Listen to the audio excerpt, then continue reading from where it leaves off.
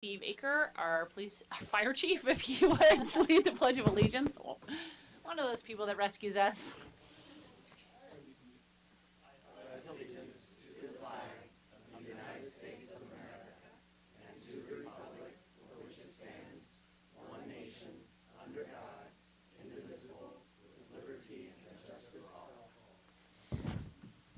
Thank you, Chief Aker. Can we get a roll call? Vice Mayor Harvey. Present. Councilmember Agramonte. Here. Councilmember Cook. Here. Councilmember Hundley. Here. And Mayor Harrington. Present. All right, there was no closed session, so there is no report on closed session. Our next item is approval of the agenda. If anyone has any changes to the agenda, please say so now. Otherwise, can I get a motion? I'll make a motion to approve the agenda. Second? Roll call. Vice Mayor Harvey. Yes. Councilmember Agramonte. Aye. Councilmember Cook. Aye. Councilmember Hundley. Aye. And Mayor Harrington. Aye, thank you. And now on to public comment. At this time, members of the public may comment on any item not appearing on the agenda. It is recommended that you keep your comments to 3 minutes or less. Under state law, unless otherwise permitted under the Ralph M. Brown Act, the merits of the matters presented under this item cannot be discussed or acted upon by the City Council at this time. For items appearing on the agenda, the public will be invited to make comments at the time the item comes up for council consideration. Upon being acknowledged, please step to the podium and speak into the microphone and begin by stating and spelling your name and giving your address. Thanks. Thank you, Mayor. Ken Brown, B-R-O-W-N, 1396 Lubick Street in the city of Sonoma. This morning I had a very positive and fruitful meeting with your police chief.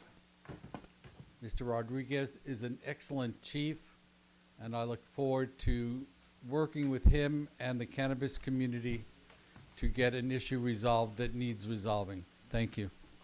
Thank you.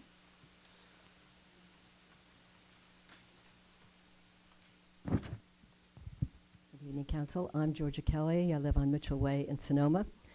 And I'm here actually for two different reasons, but this one is to encourage you to support and hopefully endorse Assembly Bill 857, which is to help create public banks in municipalities and cities.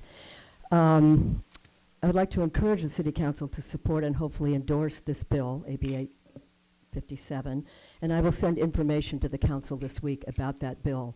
A public bank would be a place for the city or county's taxes to be invested locally instead of in Wall Street banks. They would directly benefit the local communities where they are located. As to date, AB 857 is endorsed by over 100 organizations, including the Sonoma Valley Democratic Club, and California Labor Federation, the AFL-CIO, SEIU, California Nurses Association, the Los Angeles Democratic Party, Green Party of California, Indivisible California, a whole bunch of organizations, and many cities are supporting this. So I'd like to encourage you, once you read something about it, if you don't know about it yet, this is an opportunity to keep money locally, to support projects like Highway 37 being fixed, to support housing in our area that's affordable. There are many advantages to keeping money in the community to be able to be used by people here. So I want to encourage you to do that. Thank you. Thank you. Anyone else? Seeing no one come forward, I will close public comment and move on to meeting dedications. Are there any dedications for this meeting? None? All right. The next item are presentations. We were supposed to have a presentation by our supervisor, Susan Gorin. She is delayed. I don't know if the city manager has an update. I don't at this point. I know she had another public meeting was delayed. She was going to try to make it. So I think maybe we could try to do Chief Aker first and then see if she's arrived by then. Sounds good, Chief Aker. So this is a update on vegetation management and weed abatement management. Madam Mayor, Council, City staff, Sonoma community. Thank you for allowing me an opportunity to come before you tonight and share some information with you regarding weed abatement and vegetation management as we get started, as we enter into the 2019 fire season. We actually, thankfully, had a little bit of a break in fire season this year due to a very long rainy season. However, that long rainy season with above average rainfall contributes to taller annual grasses and their growth. With that, these grasses can create a very high fire hazard when they dry out and are not cut. The Sonoma Valley Fire and Rescue Authority, which covers most of the Sonoma Valley from Glen Ellen, Valley of the Moon, Boys Hot Springs, City of Sonoma, is taking many steps together with partner agencies to address these concerns as we enter into the fire season. We're currently focusing on 2 programs, vegetation management and weed and fire hazard abatement. Vegetation management. This has become a key initiative following the fire season of 2017, recognizing that reducing fuels in the wildland-urban interface was a really critical component in saving homes and defending homes during wildfires. We know that this is a regional issue and that we must have comprehensive plans and initiatives to address accumulation of fuels and provide for dispensable space for homes to give them the best chance to survive a wildfire. The Sonoma Valley Fire and Rescue Authority is working with the County of Sonoma on a new vegetation management program. We have identified over 400 properties here in Sonoma Valley in the wildland interface areas that will be part of this new inspection program that is tied to the County Ordinance 13A, which was recently updated. Sonoma Valley Fire and Rescue Authority personnel will inspect these properties and provide education to property owners about the importance of and how-tos of defensible space. This program is also in coordination with CAL FIRE's Defensible Space program that will inspect additional homes in the wildland-urban interface here in the valley. Second component of vegetation management I'd like to mention is that Sonoma County has a free chipper program that is available for residences here in the county. We have details of that on our website. And the third thing that is an important part of vegetation management that is gaining, appreciation as its importance is the use of prescribed fire and controlled burns. And I know this is something that can cause people unease when they see smoke in the air, and after what we all went through 2017. But it really is, in a controlled environment, a really important way to reduce fuels, and it actually contributes to the life cycle and the ecology of our environment. Prescribed burns this year, the Sonoma Valley Wildland Collaborative, which is a group that includes the Sonoma Land Trust, the Agriculture and Open Space District, and other community groups, is working collaboratively with CAL FIRE and the local fire districts, and is planning 2 controlled burns this spring. One of them will be at the Sonoma Valley Regional Park near Glen Ellen, and the second will be at the Calabasas Preserve in the Nuns Canyon area. The second initiative that we're working on, and we do this annually, is our weed and fire hazard abatement program. We continue to do this program annually. This program has 2 components. One is a proactive component where we send out reminder letters and defensible space information to previously identified fire hazard properties within our service area. These letters went out this week, and property owners have a certain amount of time to comply with the request to clear their properties. Just to kind of frame how busy we are this year, we've sent out more than double the amount of letters this year already than we did all of last fire season. So we're taking this program very seriously and have developed a lot of resources towards that. The second element of this program is a reporting component where citizens are able to complete either an online form available on our website or phone fire administration to report a fire hazard. Fire personnel will then inspect the complaint to verify that a fire hazard exists and then follow our steps to ensure that the fire hazard is abated. All of this information is on our website, svfra.org, under prevention heading, and then selecting either weed abatement or wildfire safety. And included with that, we have a lot of defensible space and education and preparedness information that is online, as well as our SCOPE program, which is preparedness program for emergencies. And with that, I'd be happy to answer any questions. Great, thank you so much. I have a quick question. So on the controlled burns, should we, or have we talked about coordinating like with our Facebook so that we can let folks know when we're doing it? What is the method that we're gonna? Absolutely. We Okay. will try our very best to put out the information in any and all formats. We'll connect with the city's newsletter, Great. Facebook, social media. There is a little bit of a timing challenge with these because they are very weather dependent, both okay. to be able to burn but not have weather that is creates a hazardous situation potentially for a burn. So sometimes it's almost a moment's notice, but when they're planned, we'll get that information out as soon as we can to everybody. Great. Other questions? I have some. Well, thank you for coming here. You know, I'm the anxious. You taught us all about fuel, and that's your fault. So when you see a lot of grass around, you know that that's low fuel or high fuel.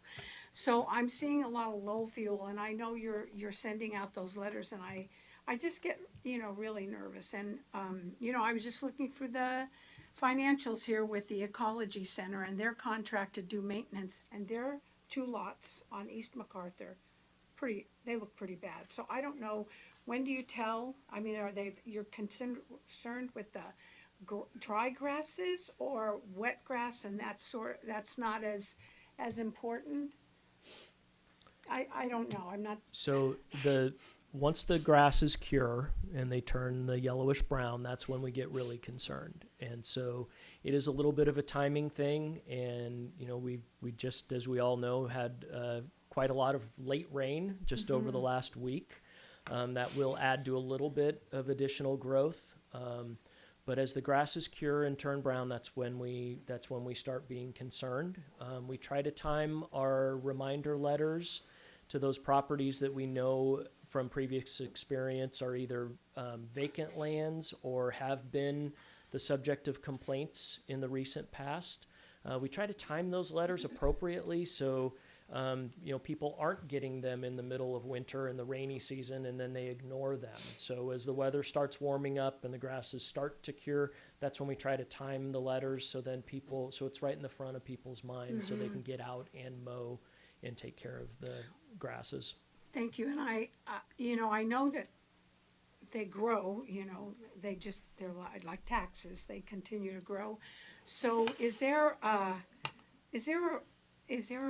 timetable? I mean, sometimes I would imagine some of these properties need to be cleared twice. Do you find that? Again, that's a timing issue, and it depends on when people mow. I know for me, it's multiple times that I'm out mowing. But again, it depends on when you mow and how much rain and how much additional growth is going to come up. And I guess is it season? I mean, you can't tell. Every season might be different. Every season might be different. Right. Some years we've sent out letters, in April when we've had a particularly dry winter and warm spring.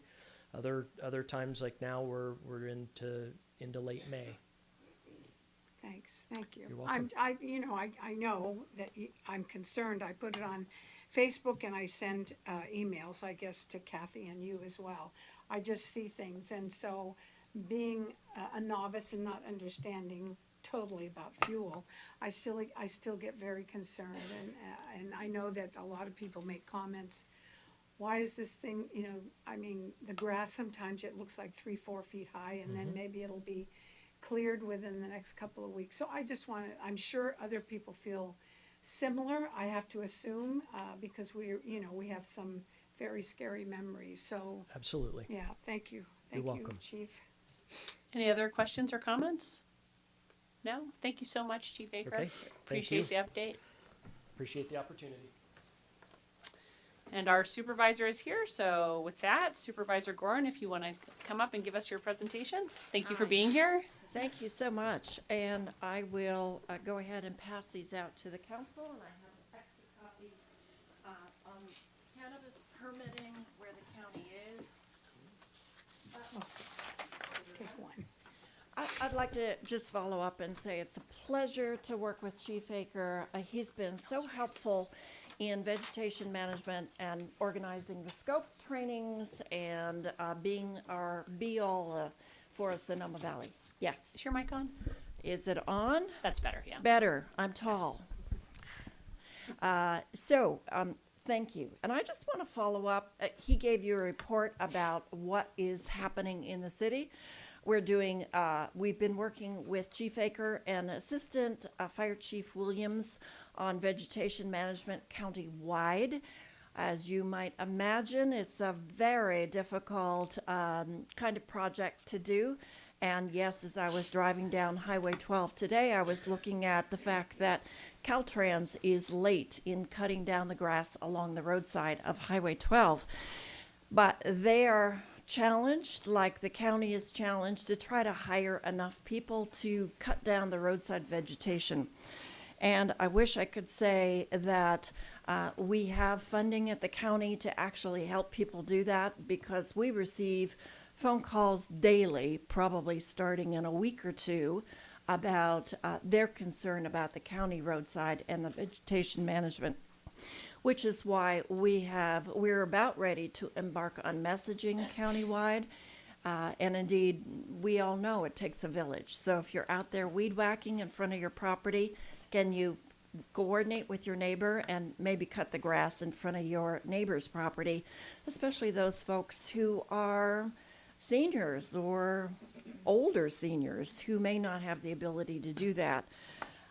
We went through some pretty tragic things with the fire, and really thank City Manager Capriola and Brett Sackett for having the Emergency Operations Center in progress here, and we want to avoid that in the future. We've organized several fire-safe councils in the hills in the Mayacamas area. Sonoma Mountain is forming, St. Helena Road, and I wish I could say their grant request for vegetation management has been gratefully rewarded, and no, not so much. So we're working with the state on aggressive advocacy to get the funding that our neighborhoods need to take the action on vegetation management, not only the grasses, but heavy vegetation. The county continues to work on cutting down the dead and dying trees along the county roadsides. And now we're next working with the neighboring property owners that have trees that have been identified as dangerous and imperiling the road. So we will be working with them, and if they want to request that the county contractor come in and cut down their trees, we can figure out how to make that happen as well, if they've actually been marked as dangerous trees to the public right of way. I've passed out a one-page handout about where the county is with cannabis permitting, when we know that one of the reasons why the county embarked on this is because we had any estimates of 3,000 to 5,000 illegal grows throughout the county, and we knew that this was not healthy for the county, especially for those trespass grows on private as well as public land. So 5 years ago, we engaged in bringing all of the county departments together and working with all of the North Coast counties on how we could work together on permitting cultivation especially, but also manufacturing, testing, and dispensaries. And even though we... Can I just ask the city manager, could we put this on the overhead projector? That'd be great. And I have handouts if anybody needs this as well. I think it's not surprising to us in the county how challenging it is to navigate through what I call the pig in the python. A number of great growers have come to us with permits, and we have not been able to work on processing those permits. First of all, the resources necessary to get the geotechnical information necessary that we're requiring is expensive and time-consuming. And then we were overwhelmed. So what we have decided to do is to allocate specific days before the Board of Zoning Adjustments to start processing the backlog of the cannabis permitting.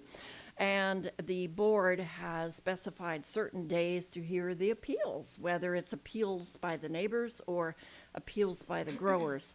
So we're trying to address the backlog that we're seeing.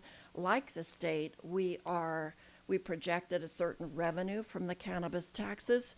We are not meeting that revenue projection because of the hindrances in processing the permits primarily. But I think you can get some good analysis here of where we are, not necessarily specific to Sonoma Valley, which is probably what you want to know, and maybe I can get you some better information that is specific to Sonoma Valley. I also want to just follow up on Steve Akers' report. I serve on the Fire Ad Hoc Committee, Recovery and Resilience, and we are working with a whole team of folks through the Office of Recovery and Resilience and community-based organizations to figure out not only how we can prepare for the future, but the lessons to be learned for what we experienced not quite 2 years ago. And we're having some good conversations, and I absolutely want to deliver the message that we are far better prepared than we were 2 years ago, and we're not there yet. We have still a lot of work to do. I understand our Office of Resource Recovery and Resilience is meeting with the city of Sonoma, and you will be having an update, I think, in June on the community preparedness and the alert system. Of the meetings that I've attended, everybody is still experiencing some trauma from the fires when they escaped very horrifically through not a very robust alert system. Often it was neighbor to neighbor or a telephone call from a quarter mile away. And I think we are committed at the county to have a robust and redundant alert system, either wirelessly, and we may be really investigating the horns on the stick, as we call it, because in Glen Ellen and Kenwood and other places, they want a siren. And we are not equipped to activate whatever sirens we have because they mean something very different to call into the volunteer firefighters, as Steve has said. And even if you do hear the siren, you have no idea where the fire is coming from or what route you should take to escape the flames of the fires. And we know that around the city of Sonoma, we have a lot of narrow one-way up and one-way down roads. So we need to do some work with the neighborhoods on maybe connecting roads or creating emergency evacuation routes. It is a whirlwind of activity. And I know from the reports of the block captains that I meet with regularly, it still is not fast enough and is not meeting their expectations. But I have confidence that we'll get there, but cut down the grass. Could you impede the fire before the next fire season? We're going to be working with Steve on that. Quickly, I want to thank you for your efforts on housing. This is absolutely the number one critical issue that we all need to work on, whether you're in the city or in the county. We're aware of that, and I've not been able to attend your first two housing workshops. I intend to get to the third one, and I hope that you're having some really good response. I've heard some good feedback from that. Sustainable Sonoma also is working on a housing workshop, and I thank you for being there. I think it was Councilmember Harvey who was there. Thank you so much. Well attended, great presentations. The strategies in the county may be a little different than the strategies in the city, but it's all of us working together to deliver the message of how desperately we need housing that is, oh yes, affordable. The spring-specific plan, the imaginary quest that we might have. The spring-specific plan is moving forward that will identify some additional opportunities for housing. But it's not only meant to identify places for housing, it's really to take advantage of the road system that's now been upgraded, the businesses that are starting to thrive and grow along there. What can we do to help them, especially our Latino business owners. And I'm excited that we expect that the EIR and water supply assessment will be available by the end of June. And traffic analysis, we'll have some public meetings about that. Moving forward to the CAC for the final review before it goes through the approval process. The Sonoma Developmental Center, you know that we reached agreement with the state. We will be having this SDC Coalition, will be having a visioning meeting on June 15th from 9 to noon at the Hannah Boy Center. We're looking forward to that. But the specific ideas that might be appropriate for that site probably will not emerge until we have the community planning that is about ready to, we're about ready to hire a consultant in July that will then trigger the community engagement process in the fall. So stay tuned, come with your ideas, and we appreciate the city, you being there to lend your ideas about what needs exist in the city and how could the Sonoma Developmental Center be a part of the Sonoma Valley for the future. I think that is that. No, there was one more thing I wanted to talk about. Budget time. We are all gearing up for budgets, you as well as the county, and you've probably read that we're hard pressed. Currently, we're still in deficit situation, resulting from the fires and the lack of property taxes. So far, we don't have a guarantee of property tax backfill as we did last year. And especially in health services, we are experiencing $11 million deficit, which means, sadly, we are going to have to be looking at cutting some very critical health services, especially mental health services at the county. We're trying to turn over all kinds of rocks and finding sources of funds to backfill some of those potential cuts, including peer services, the board and care homes. Thank you, Councilmember Agramonte, for being at the council chambers when we were discussing homeless funding as well, and the threats to the homeless funding that we recommended by plugging in the board and care homes. We're going to be challenged to provide those kind of services that we all desperately need, especially since many of us are still experiencing the trauma from the fires.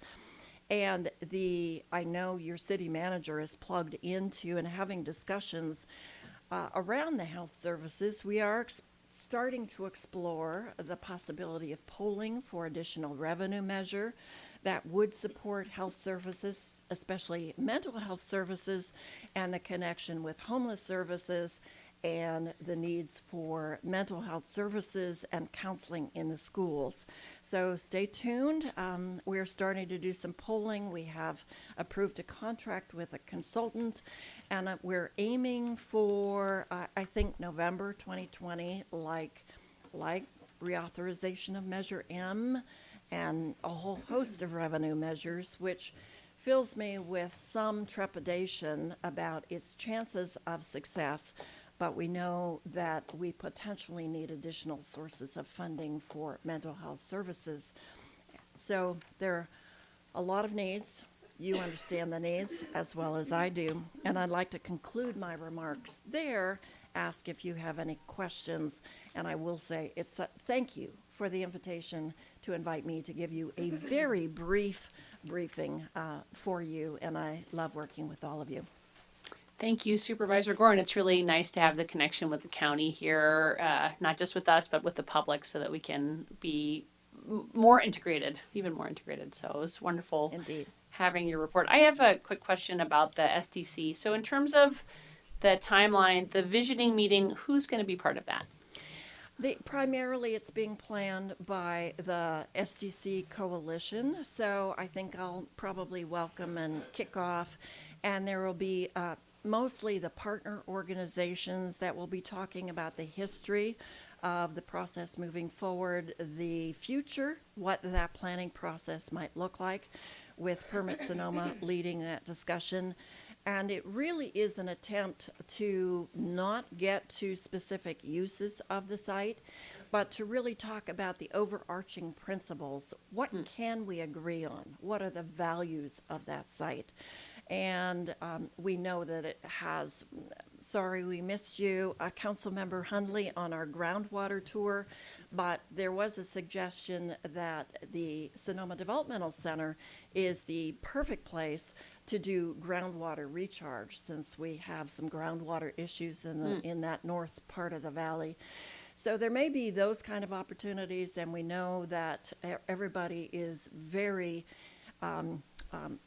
absolutely pressing forward on preserving and opening up the undeveloped lands and annexing it into the state park and regional park potentially. But could we use that in another way? Could we talk to them about the planning of those areas?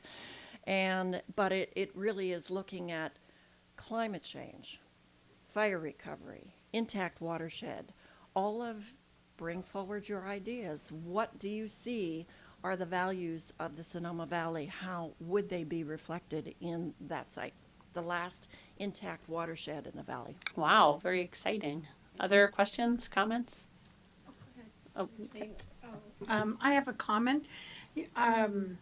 Some of the young people that I have met throughout in Sonoma, they told me about the maintenance one position, which is extra work, and they applied for the summer, and they're going to be with I think it's weed abatement and vegetation management, and it's starting, I guess, at the airport. They've gotten some calls up there. With the Youth Ecology Corps? No, not to my This is- knowledge, this just is young different. kids, people that are looking, Okay. college kids that are just looking for some extra work. So, and they got called, so we'll see if, Lovely. I know, it's kind But we of, also have the Youth Ecology Corps, SAY, Social Advocates Oh, for sure. Youth, have been advertising for that for the summer. The Conservation Corps North Bay also manages the Youth Ecology Corps. They're actually trained to operate chainsaws, whereas the SAY folks are hand pruners and loppers and dealing with snakes and blackberries and poison oak. and poison oak. sounds like a great job But they have a great description. team, great time. Thank you. Councilmember Hundley? Just a comment. Since you're here, I wanted to formally thank you for working with Councilmember Agamonte and I for last year on this journey towards the recent result of the Sonoma Valley getting over $800,000 in funding for homelessness support programs, which is really exciting. Yes. And I don't know why Sonoma and the county haven't been friends in the past, but it's been encouraging through that process, and I look forward to working closer together since we are very And close communities. Thank you for mentioning that. It was very rewarding to work with both of you and a lot of the service providers and the special needs population to identify what is actually needed in the valley. But I think the opportunity rose that, first of all, we had the HEAP funding, the Homeless Emergency Assistance Program, coming down from the state. I think that's not the last time we will be seeing some funding from the state, sort of one-time special purpose funding. And it gave us an opportunity to really work collaboratively, locally, to identify the needs and to do a little dreaming. But it was at the suggestion of Mayor Harrington and City Manager Capriola that we bring together the service providers to have a conversation about how we coordinate the offering of services. Who's doing what, and how can we work together to be even more effective? So hats off to all of you for really identifying this as a need for Sonoma Valley. It is one of the very bright lights in our relationship to recognize that the city and the county need to work together on this. Absolutely. Vice Mayor Harvey? Yeah, I really appreciate you being here, and it's wonderful to have an update from the county, and I look forward to more of them in the future. I just wanted to say it was really nice heading out to the Sustainable Sonoma Housing Learning Lab, and it was great to see so many representatives from the community, from our fire department to our business community to education and our environmental community as well, all talking about the issues that they individually deal with when it comes to housing and the ability for people making our kind of general wages to live in this community. You showed a great video showing kind of what the county's been doing with permitting and trying to make sure that housing is able to happen in a more streamlined fashion. Can you share where people can find that? Because I found it really kind of illuminating. And it was very fun to watch too. Permit Sonoma has been trying to create some educational videos about what it is that they're doing. And so they hired a graphic artist to probably draw freehand some great visuals about the strategies that are happening in a very humorous, wonderful way. And that particular video is on YouTube, but if you go onto Permit Sonoma, there are links to a number of those videos that will very clearly articulate what the processes are in Permit Sonoma regarding a host of issues. But that video particularly was really looking at all of the housing strategies that the county has been working on over the past year or two. Yeah, and I have to say I was really impressed by how much is being done. There's also the And it was much more entertaining than just listening to me. That's, you're pretty entertaining, but sure, definitely a video always helps. I would encourage people to check out that video, and then also Sustainable Sonoma has the Learning Lab was filmed as well, and I'm not sure if it's on Sustainable Sonoma's website, but it was a fantastic conversation, and people that are interested in housing should really be checking that out if they didn't have the opportunity to go to the meeting. But we have to give a commercial plug to KSVY. They were there. They're That's right. always there filming it, and I bet that particular housing lab is on their website I as well. believe that as well, yeah. Oh, Councilmember Cook? Yeah, no, thank you for coming. Appreciate it. I think that being part of Sonoma Valley and the first district, it is sad to hear that our mental health services might be cut, because one thing that I'd like to say is just try to get a little bit more here for Sonoma, because as you know, we've had our issues here, and I do understand the fiscal responsibility behind that, but it's very important. But thank you for coming, and I would love to see quarterly meetings like this where you come and talk. So I think it's very important to the public. And I think we share the values of trying to get more county services down in the valley. I recognize even though it's not a long distance up the valley, it still is insurmountable for many people to navigate through the public transit system to access services. We still have in mind that we would like to locate a service center, a front door for the county here in the Springs, might be the developmental center, for eligibility workers, healthcare services, and housing information. They have been out here multiple times looking for space to rent before, when we had some money to actually rent. Mm-hmm. And it's challenging to find a storefront, especially in the Springs, that would accommodate 10 to 12 different county workers down here, which is what we need. I haven't given up on that, and you know that I'm persistent, and so hopefully we can get there. But I agree with you. I will keep fighting the good fight. The other challenge that we have, that we identified in the homeless task force, is that many areas of the county have developed organizations and nonprofits that have been very successful in applying for county grants on health and human services in particular. The river area has evolved a pretty significant health center and the West County Community Services that are successful in getting the county grants. We have yet to develop that resource here in Sonoma Valley. We don't have an umbrella organization that are actually providing those kind of services that want to pay attention and apply for those grants for the county. And much to my dismay, because I've been talking to folks for the past couple of years. So not only do we need to have the county moving resources down here, but we need to have valley organizations actually willing to provide the services and apply for the funding from the county. It's a two-way street. So can I do one other thing? Well, Rachel and I have sort of talked about the Russian River. I think we need to go up there and maybe stay a weekend and do a tutorial, because they sure know what they're doing. I mean, they've had many, many years. When I was a teenager, I remember they had issues up there as well, but I think we should go for some type of, training or something, how to deal with these things, because they sure do a great job. I just did a tour of the West County Health Center. They're looking expanding, much as Sonoma Valley Health Center did. They're looking for funding, like every health center, but they do have an amazing array of services and is well worth the time, and they would be delighted to give you a tour. And no other questions or comments. Thank you so much for coming, Supervisor Gorin. It was Thank you really so much. wonderful to have you. Thank you so much. I'm going back home to prep for tomorrow's board meeting. All right. You're going to have a pithy meeting tonight. Good luck. Life of a public servant. Now we're on to the consent calendar. All items listed on the consent calendar are considered to be routine and will be acted upon by a single motion.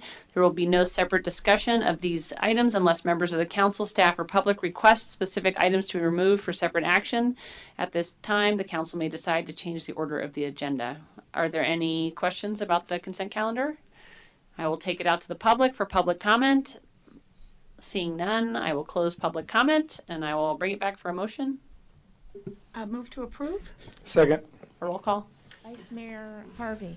Yes. Councilmember Agramonte. Aye. Councilmember Cook. Aye.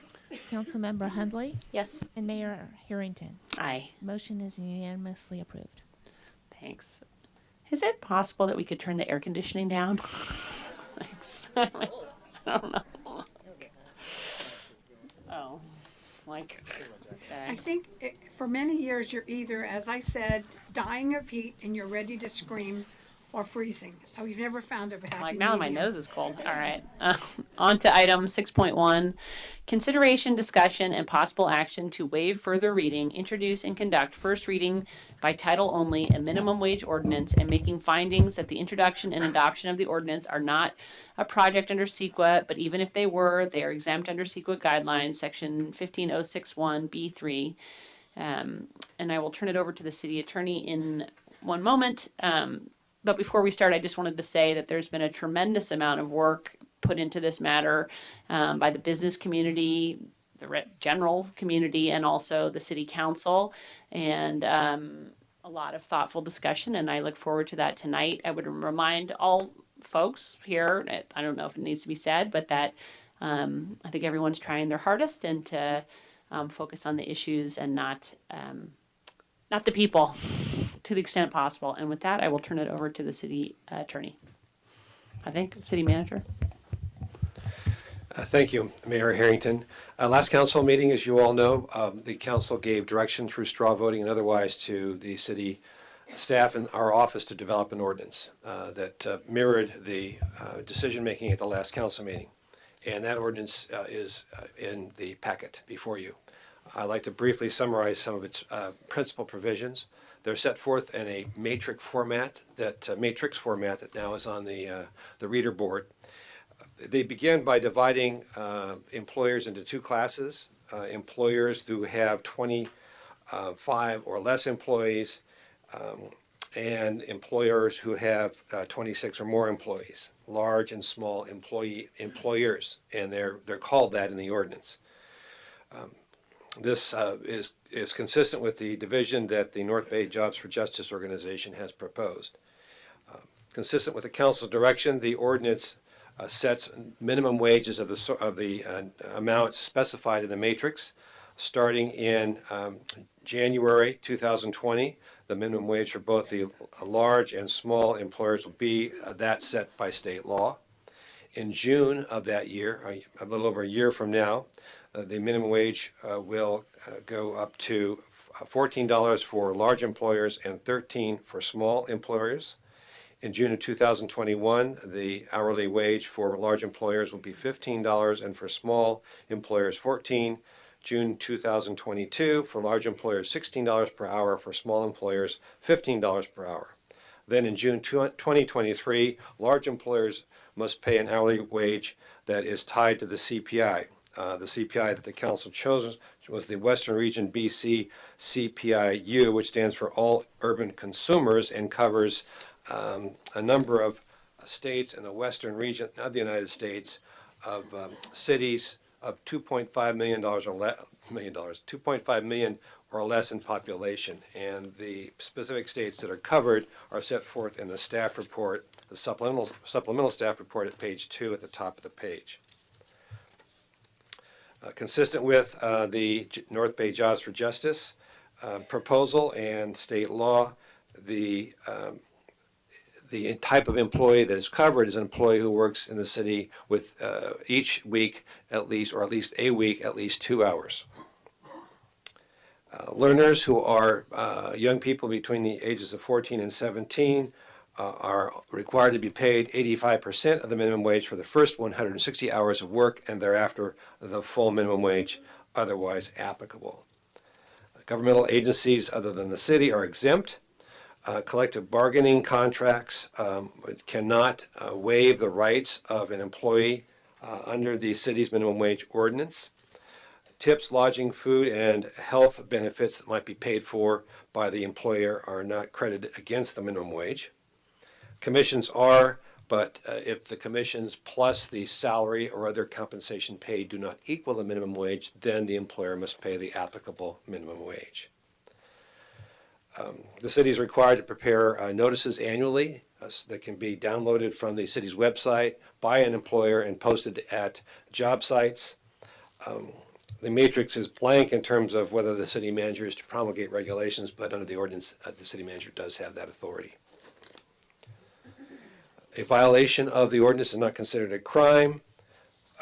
The city is not to take any enforcement action for alleged violations of the ordinance, but private parties can bring lawsuits to enforce it and are entitled to recover the amount of wages underpaid, interest, penalties, as well as lawyers' fees.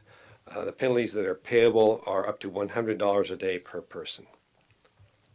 That summarizes the ordinance that's prepared and in your packet for action tonight. The proposed action is to introduce and read by title only the minimum wage ordinance and make a finding that is exempt under CEQA. I have any questions? And I don't know if this is the appropriate time, but our city manager and I discussed the cities, other cities today that are working actively on this. Could you give us a list of that? Yeah, so my understanding in terms of where the minimum wage sits between your colleagues and other communities is Santa Rosa at this point is looking at a July timeline to have a conversation. Petaluma is in process. They've had a first conversation, maybe two. Sebastopol had a first conversation, but has decided to wait and see what other cities are doing and are not moving forward at this point. And Cotati, it'll be on a future planning agenda, is not scheduled. And then kind of not scheduled and kind of not on the horizon per se would be Runner Park, Cloverdale, and Windsor. So that's an update as I understand it from kind of where the minimum wage sits with other communities. Vice Mayor Harvey? Do you have an understanding as far as what Petaluma, which is probably the furthest along, what ordinance they're considering? My understanding is they are considering the North Bay Jobs for Justice proposal. That's what I've heard anecdotally. Thank you. Are there any other questions? Vice Mayor Harvey? So question for the city attorney. There's been a lot of questions and consideration of, we heard at the previous meeting that it's potentially not legal for us to pursue a tip credit, but there's been a lot of questions regarding exempting an entire class of employees, whether that be servers, bartenders, things like that, from a city minimum wage. Do you have any thoughts on the legality of that or the ability for the city to pursue an ordinance in that manner? I've done some research in anticipation of that question. I have not done the kind of research that I would like to conduct on that question. But generally, I think that we need to be clear that wage, working conditions, and hours of work are governed by state law, and it occupies the field and is preemptive in most instances. I put on your dais, and there are 15, 20 copies of this document out there in the entryway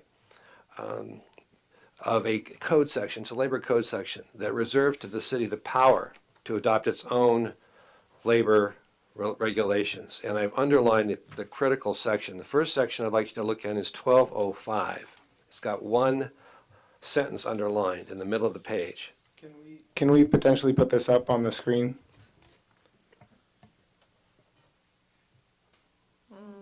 It's kind of blurry.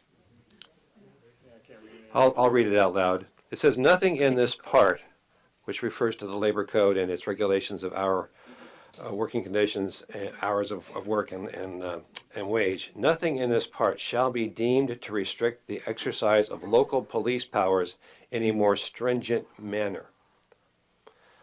Which means then that if the city wishes to step into this area, you need to do so in a more stringent, restrictive, limiting manner than the labor code provides. So that's the sort of the umbrella concept that the council must understand and comply with when adopting its own labor law. Could you give an example of that? Let's assume that the state imposed a 40-hour week. The city could probably, I don't know, this is hypothetical, a more stringent requirement would be a 30-hour week limitation. Mm-hmm. Because most of the statutes in the labor code are remedial in nature. They're aimed at protecting the employee. In fact, I have a quotation from the California Supreme Court that says, past decisions teach that in light of the remedial nature of the legislative enactments authorizing the regulation of wages, hours, and working conditions for the protection and benefit of employees, the statutory provisions are to be liberally construed with an eye to promoting such protection. So generally speaking, the labor code and the labor laws in the state of California are aimed at protecting and promoting the benefit of employees. So that would be another concept that this council would need to keep in mind when you're adopting regulations that are not otherwise preempted by state law. Meaning that it can be stricter here, but it can't be less restrictive. Correct. And so the example that we're considering here, the difference between having a law that applies to all employees and exempting a certain class of employees, this would make the law less restrictive, in your opinion? Yes, it would, because what you're doing is you're actually penalizing tipped employees. You're putting them in a separate class and having them actually earn less because they're making tips. Okay. And why, we've also had proposals for a labor carve-out, that labor would be allowed to pay below whatever the city minimum wage is to the state minimum wage. Why would that be allowed, but restricting this class of servers would not be allowed? Because Well, we should clarify what not that labor is paying less. Well, yeah, that labor could, through an agreement between their employees and the employer, so that the employees vote and determine that they would like a contract that would allow for them to be paid less, usually in exchange for other things like health care or ability to set schedule or ability to do any number of things that they agree to. Why would that be allowed, but a tip credit or a exemption of a server class not be allowed? You've essentially answered your questions, because it's agreed to by the employees and their representatives, whereas the former, the classification system, is not. You're allowing employers to unilaterally establish such a classification. The other thing I would like to point out to you is Labor Code Section 351, a copy which is also on the dais and is being put on the overhead. And I'll read this too. It's a little bit longer. This basically says that tips are owned by the employee. They're not owned by the employer. And the cases have stated that employers cannot adopt or enact or follow systems by which they benefit from the tips being paid to the employees. And this reads, no employer or agent shall collect, take, or receive any gratuity or a part thereof that is paid, given to, or left for an employee by a patron, or deduct any amount from wages due an employee on account of a gratuity, or require an employee to credit the amount or any part thereof of a gratuity against and as part of the wages due the employee from the employer. This clearly states that tip credits are illegal. There's no question about that. So the question is whether or not that basic prohibition, the basic protection of this section would be applicable to other concepts, other mechanisms, other structures that might in fact result in the same thing happening. And in my view, it would apply. Now, I must tell you that this section has never been construed in light of a city or county imposed minimum wage. This section has always been construed in light of a state imposed minimum wage. But I share the view of several other city attorneys that this would be applicable to the minimum wage that the city might impose and would then extend beyond that to classification schemes or tiered wage systems, paying perhaps the tipped employees less money to accommodate for the tips they get, and non-tipped employees getting the full minimum wage. So, given the fact that this hasn't been tried before, do you think that the city would be increasing risk to itself, or would there be risk to the city if we were to attempt this here, being the first city to ever attempt it in California? I don't know if any other city has attempted a two-tiered system or a classification system. Certainly, many cities have precluded tips from being credited. No question about that. Most of the cities' ordinances I've reviewed, at least in Northern California, that have adopted a minimum wage, do not allow tips to be credited. But I've not seen any kind of tiered or classification provision in those minimum wage ordinances. Essentially, I'm asking is if we were to say, we want to try this, do you think that we're putting the city at risk of a lawsuit? Sure. Councilmember Cook. We heard about the other cities that are looking at this minimum wage issue. What about the county? Have they taken a look at this yet? I do not believe the county has started down this road yet. Have we reached out to the county and asked them that question? Not recently. And then my other question is to the attorney. Some of the questions we were just talking about tip credit and different things. How long do you think it would take, hypothetically, to be able to look to see if that is something that we could pursue in hours? Well, I'm pretty convinced that tip credits are not lawful. Whether these other mechanisms. Well, let's just say declassification or even the declassification of tipped employees. Yeah, I'm less confident that that would be a problem, but if I were a betting person, I'd say there's greater likelihood of the city losing if it were to adopt an ordinance that created classifications between tipped and non-tipped employees and treated them differently. And then the other question I had, do we know the state, they have their timeline, have they come up with any solution what to do with tipped employees? I mean, has there been any discussion, or is there discussion going on with the legislatures?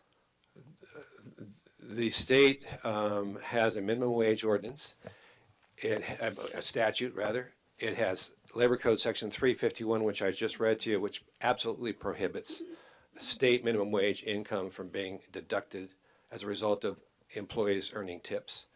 And there is a 1988 decision that came out of the California Supreme Court holding that a regulation by one of the labor councils that created a two-tier system where tipped employees were paid less than non-tipped employees was struck down by the court of the California Supreme Court. So I know in the state, two-tiered wage systems would not work.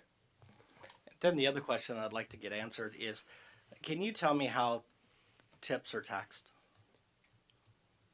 It's my understanding they're considered a regular income.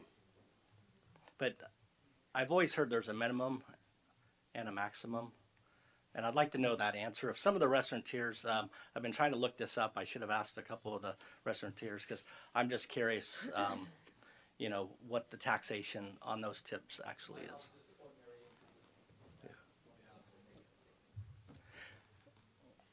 Yeah, because I guess the question I have is, does the state, like, if you work and you get 0 tips, do you still get taxed on a hypothetical number that the government would feel that you would be getting? No. Okay.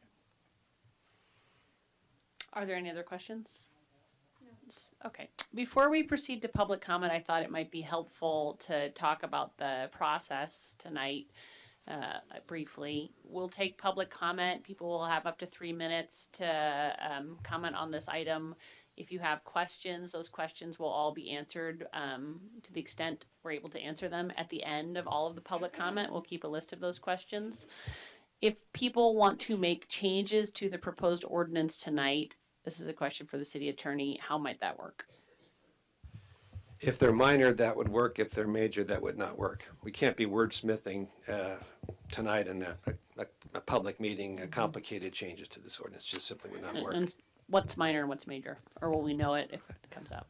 There was a mention of the collective bargaining carve-out. We have language from other ordinances that we could easily adopt if that amendment was proposed tonight, for Okay. example. Okay. But if it's something new, different, complicated, beyond something that we can use from other templates, that becomes problematic. And then between the first and the second reading, if we were to adopt something tonight and then before the second reading, there was a thought that it would be changed, then we would have another first reading? Yes. Okay. Yes. All right. And with that, I will open it up to public comment. So if anyone would like to make a comment on this matter, please come forward, say your name and your address, and make your comments.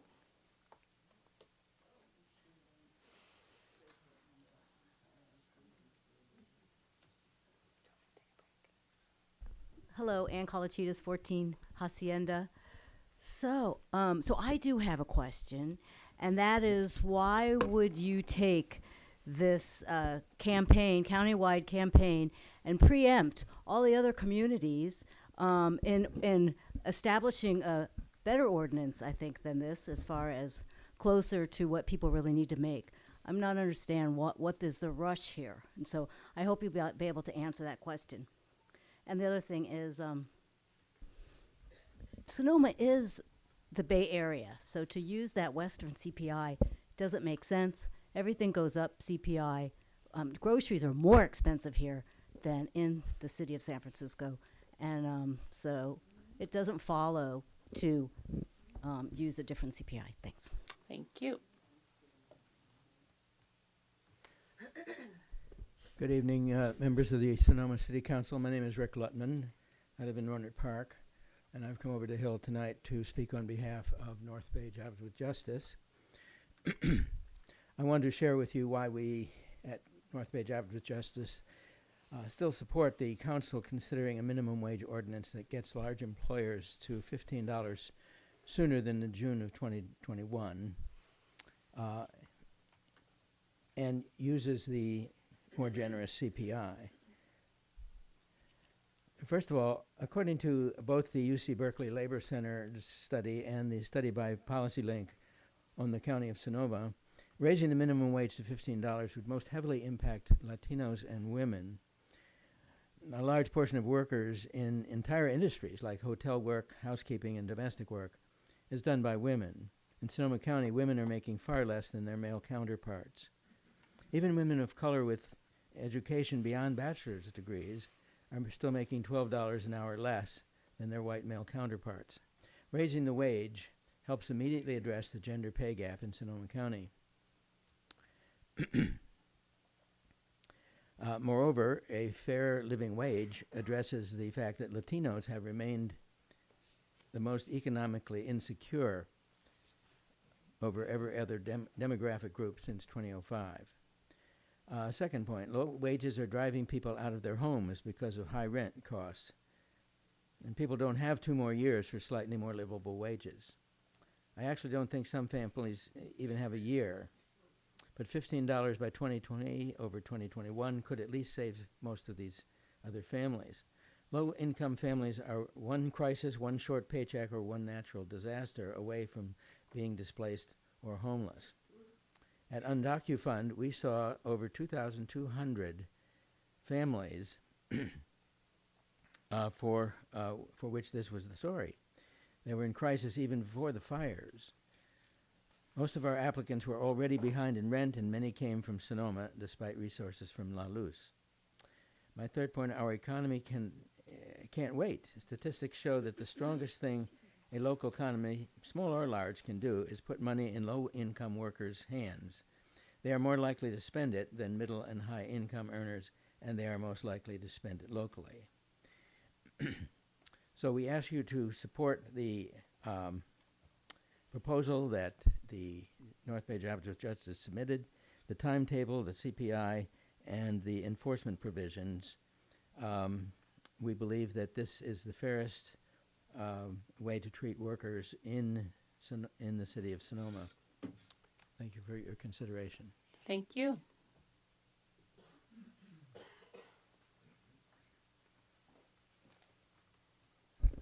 Hi, Fred Allebach, 19550 8th Street East. I guess no one wants to go because they want to hear what people say first. So I'll say that it seems to me that the narrative here about the minimum wage ordinance has been co-opted by a number of restaurants, and that this is not about a number of restaurants, but this is about, as the UC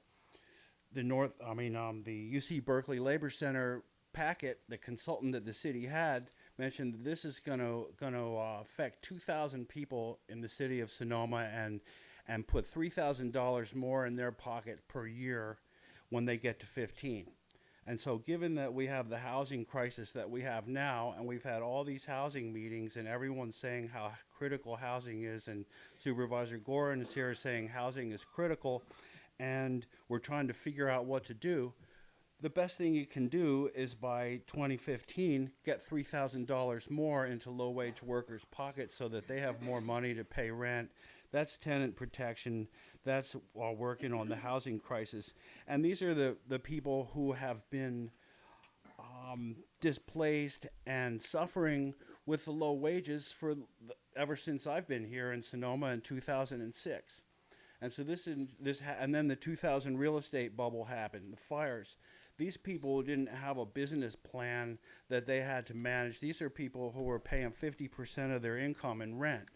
And so I think that there's a serious, real emergency problem that by 2015 is really going to help. So I would encourage you to refigure the template ordinance and put in as many jobs with justice features in there that were not adopted the first time, and also take the more generous CPI of 3.3%, and let's ripple up some stuff. We're a place that's surrounded by opulent wealth, and you look at the plaza, the people who are being served, and the city is paying to have these people come here, and the people who are working there are not getting the benefits.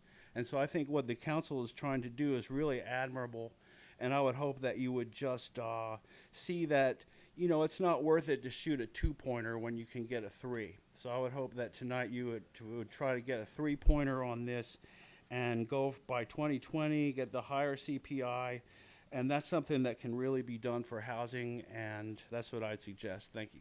Thank you, Fred.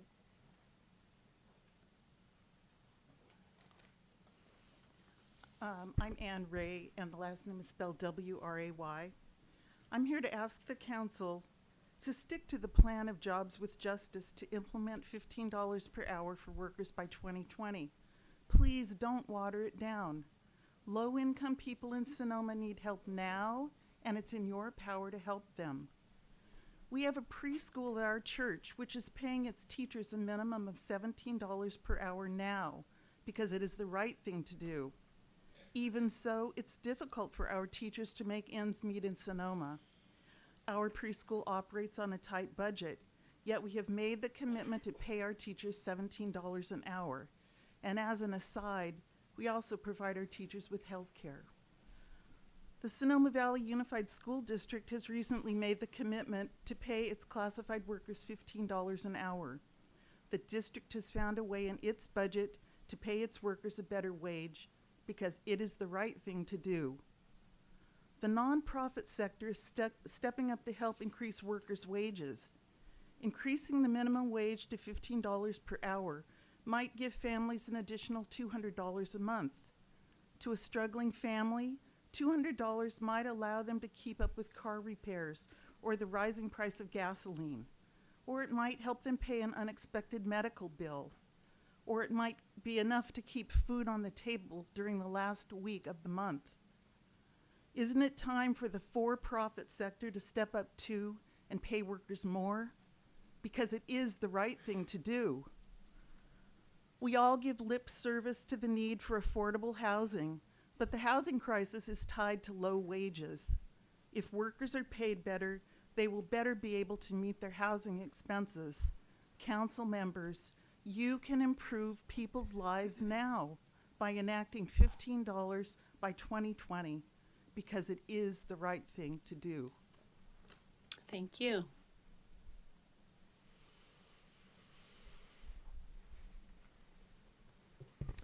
Good evening, Mayor Harrington, members of the council and staff. Mark Bodenhammer here representing the Sonoma Valley Chamber of Commerce. I wanted to mention Fred's comments. Fred's somebody who I've really enjoyed getting to know here and someone who I consider a friend.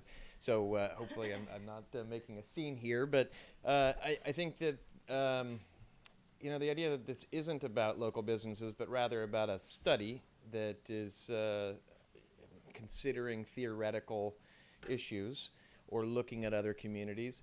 I think there's a counter argument to that. I think that these businesses here are the ones that are going to have the impact. And it's not someone in Berkeley that's going to risk losing an employee or have to cut hours or have to change benefit structures or something along those lines. So I think that there's a lot of value in listening to your business community.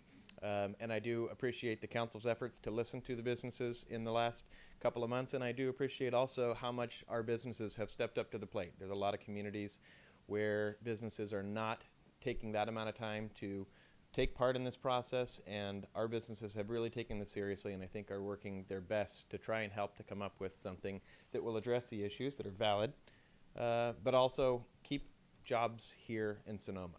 Because if we have out of every 100 employees, if you have 80 of them who get a raise and 20 of them who get a 100% pay cut, that's not what we want. So that's what we're trying, what our businesses are trying to advocate for. And the last thing I want to say, we're not taking a position either way on this, but I do want to advocate for clarity. We're talking about making changes tonight, and I think there's a lot of confusion in the community. I think that there are businesses that still think we're considering exempting employee classes because those discussions have been ongoing. We're still talking about carve-outs and things like that. So I would hope that in the interest of fairness to the businesses, you know, in this room, 50 cents may not sound like a lot. It sounds like a pack of gum or, you know, 2 quarters. But for a business, that's 50 cents times every employee, times every hour, plus workers' comp and payroll taxes and everything else, and it does add up. So, so I do appreciate the concepts that we're discussing here. I appreciate your partnership, and I look forward to coming up with something that's clear and concise for our businesses to consider. Thanks. Thank you, Mark.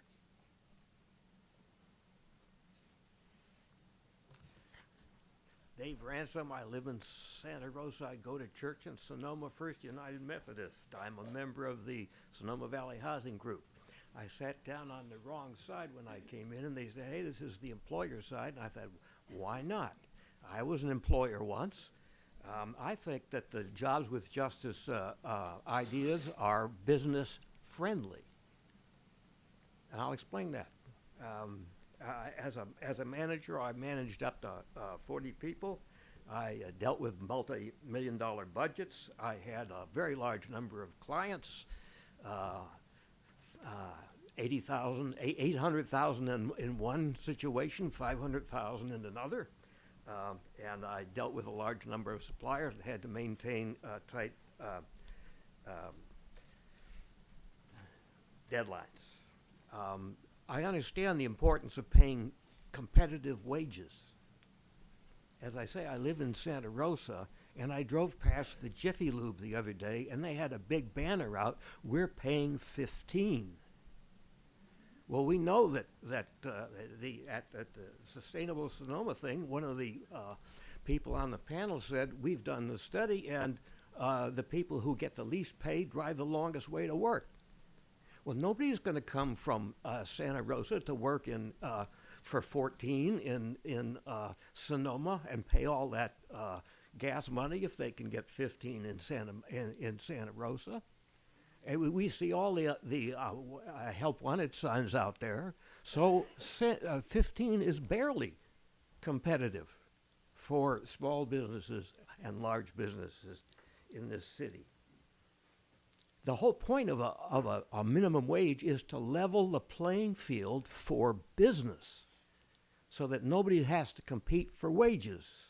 One of the folks I worked for was the Carpenters Union, and one of the first things I did was to go down to a drywall strike in Southern California, where the union actually brought all the small contractors together, because otherwise they were competing with each other, and they had done the work themselves at one point, and were very, very unhappy that they had to be paying their workers so little. So they were happy to have somebody put a floor under the costs, under the labor costs. And that's what we're talking about with this. And it should be a competitive floor. That is a business-friendly minimum wage ordinance for the city of Sonoma. Thank you. Mario Castillo, 431 Kelsey Court, Sonoma. So I was here at the last meeting, and I walked out sort of like doubting myself and thinking, gosh, I mean, after listening to the business community, and I thought, so maybe maybe I got it wrong, and maybe they are taking care of their people. So for a while I sort of struggled with that, and I'm a big Facebook user, so I have over 1,000 followers. So I pride myself on being known in this community. So I decided to sort of like do this sort of like experiment. And I posted, people, and I said, hey, so this is what's happening. Would you consider, submitting comments on how you feel about the minimum wage? So I actually got quite a few responses, over 100 responses within in less than 24 hours. And I decided to submit some of those comments to Amara, who she's going to be reading some of them to you, and I think that she also emailed them to some of you as well. And this is the community that is doing the work for these businesses, and I don't think that they really feel that they're being taken care of. I mean, I think that they're appreciative of the fact that they have a job and they're able to barely make it, but they really they're really concerned about not being able to pay rent, not being able to afford food, not being able to save for their kids' education, not being able to be at home with their kids. So I'm not exactly sure. I mean, and I think that the only thing that they sort of count on is really fish, providing them with assistance during the rainy season, when they sort of go to La Luz to get the help, when the Raceway gave toys, when they get a free turkey. So that's the sort of equity and justice that we have around here. And if that's what the business community are referring to, it's not taking care of their employees. That's just not right. I'm not exactly sure, if they if it's gonna broke them to pay them, what's fair, then they should do more to really support them, because if they really care for them, they should care that these people are leaving their kids at home with no parents, because they're having to work double jobs. They're having to depend on charity. They're having to depend on their mercy, really. Okay, so that's not taking care of their employees. So thank you. Thank you.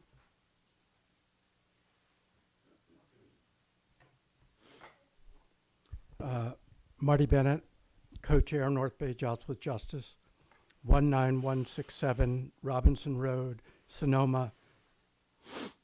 Jobs with Justice and the Alliance for a Just Recovery, from the beginning of our campaign more than a year ago, have been clear. Our ask is for 15 by 2020. All of the coalition partners, including Jobs with Justice, North Bay Labor Council, North Bay Organizing Project, Sonoma County Conservation Action, Sierra Club, and the Democratic Party are united. 15 by 2020. One half of the 2,000 workers that will be affected by the citywide minimum wage law are employed by large businesses with more than 100 employees, and companies like Safeway, Rite Aid, Jack in the Box, and Stables are earning robust profits. And the median CEO pay for the 100 largest companies in 2017 was an astounding 15.7 million, the highest in over a decade. wages have dropped by 11% for the bottom 20% of the county wage earners since 1979. Rents have increased by more than 50% over the last 5 years.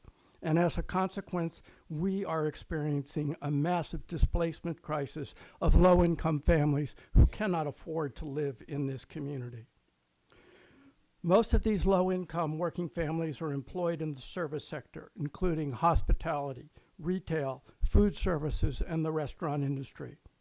According to the California Employment Development Department survey of Sonoma County employers in 2018, the median hourly wage for servers was $14.33, including tips, and an average annual income of about $33,000. For cooks, the median hourly was $15.40, and an annual income of $32,700. For dishwashers, the median hourly was $12.12, and an annual income of just about $26,000. We stand by our statement that most restaurant workers are working poor in this community. The current wage level and phase-in you are considering of 15 by 2021 gives a pass to these large corporations and denies low-income working families desperately needed income as soon as possible just to pay for basic necessities. The rent will not wait, and 15 by 2020 is a moral imperative. The council should adopt nothing less tonight. Thank you. Thank you, Marty. Hello, my name is Jordan, 18506 Happy Lane. I would like to ask the council to please reconsider the Jobs with Justice proposal. Given that Sonoma will likely be the first city to increase the minimum wage to 15, you guys are setting an example, and I would think that it would be in the best interest of the city to have that example be a higher bar than what you guys are currently considering. Given that also the CPI will not be connected to Bay Area cost of living, this minimum wage will likely be obsolete or not very effective in remedying increasing housing costs by the mid-2020s. And then you'll have to reconsider raising the minimum wage all over again. So I would just like to contend that it might be better in the long-term interest of Sonoma workers and for the city in general to consider the $15 by 2020 proposal. Thank you. Hi, I'm Georgia Kelly, Kelley, at Mitchell Way in Sonoma. And I'm actually representing the Sonoma Valley Democratic Club, and they have endorsed the North Bay Jobs with Justice proposal for a $15 by 2020 citywide minimum wage, and with the Bay Area Bureau of Labor Statistics, CBI, applied in 2021. And personally, of course, I also support this wage increase as soon as possible. We all know that $15 an hour is hardly a living wage, so this is really a minimum that we should even be talking about at this point in time. Probably a living wage, I think, is $23.50 an hour, so 15 isn't even coming close to that. And to have to deliberate this, to put it off another year seems indulgent for people who don't need it. And I think for the people who do need it in this community, I would really implore the city council to take this step immediately to increase the minimum wage to 15 by 2020. And I want to mention something else. I think one restaurant owner said, well, if we have to pay more, we won't have money for charity. What a disconnect. You know, if we paid better salaries, we would need less charity. I think that's a given. One of the things I do, which I'm just going to take half a minute or a minute to say, is I lead a group of people to the Mondragon Cooperatives in Spain every year. The ratio between the lowest paid and the CEO of a company is 1 to 6. There is no poverty in that region. There are no homeless people. They never talk about affordable housing because they don't need to. There's a direct relationship between affordable housing and wages. And I think both of those have to be looked at together.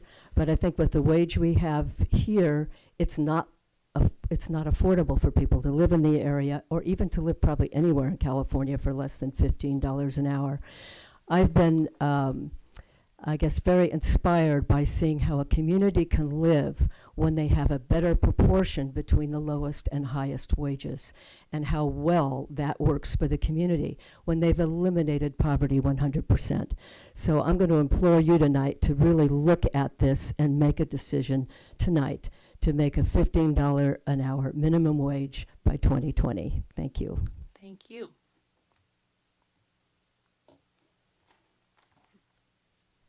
Ken Brown, 1396 Lubick Street. Many years now, the City Council passed $15 an hour for the organizations that the city funded. The Community Center, Vintage House, the Boys and Girls Club, the Ecology Center. These organizations are flourishing now, and it's the right thing to do. It's time we spent money on our citizens as well as on nonprofits. Thank you. Thank you. Good evening, Mayor Harrington, City Council members, staff, and members of the public. My name is Terry Shore. I'm the Regional Director for the North Bay for Greenbelt Alliance. I'm also a part of the Alliance for Just Recovery, so that's why I'm here tonight. And I'm also a 30-year resident of Sonoma Valley. So I urge the City Council to support a $15 minimum wage and to put it in by 2020 instead of later on. This is the best way to boost the local economy, and by just boosting the wages of our lowest wage earners. We're seeing a lot of jobs, new jobs, and most of them are in hospitality or other low-wage jobs. So this is the least we can do to keep these people in our community. We all have been talking a lot about housing, and earning a higher wage helps toward our housing goals. Although $15 an hour, like others have said, probably will not allow someone to live here very easily, but it'll certainly help. It is definitely the right thing to do. And I just urge the City Council to be a leader on this. I understand that some of the other cities haven't taken it on yet, but the city has led on a number of fronts, some like on climate change with adopting Evergreen. Nobody else has done that either. And the city of Sonoma continues to flourish, and I think you will continue to flourish, and our businesses will do just fine if you raise the minimum wage to $15 by 2020. Thank you very much. Thank you.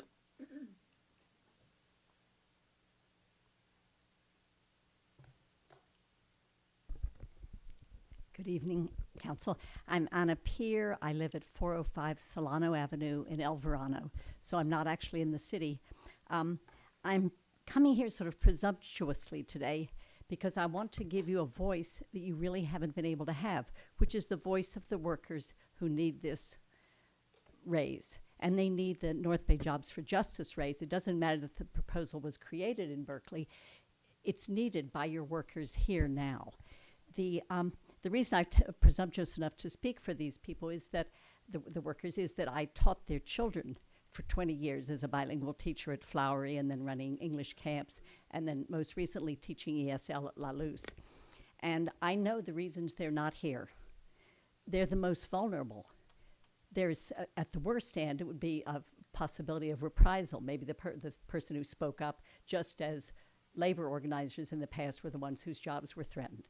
That's a vulnerability. But even without that, short of that, many of these people, although they may be treated well where they're working, are having to work 2 jobs. It's not uncommon. Some even work 3 jobs because of the inadequacy of the wages they're getting.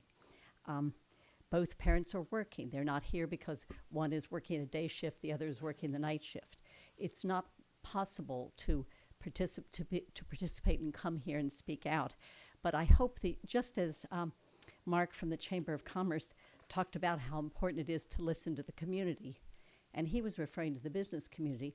I want to say to you, it's very important to listen to the worker community, and so I presume to speak for them, and I ask you to support the North Bay Jobs with Justice proposal, move to the $15 minimum wage with all haste. Thank you.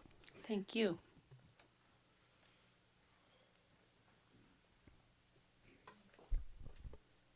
Hello, my name is Luis Bravo. I'm a school counselor at Sonoma Valley High School and Altamira Middle School.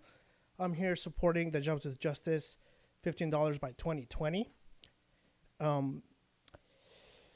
And unlike some of my colleagues, I wouldn't say the more generous CPI of 3.5. So I'm here supporting the 15 by 2020 with a 3.5 CPI, not because it's more beneficial, but because it is more accurate, right? If we're doing this to be accurate, we should use a CPI that is accurate to the area we're living in.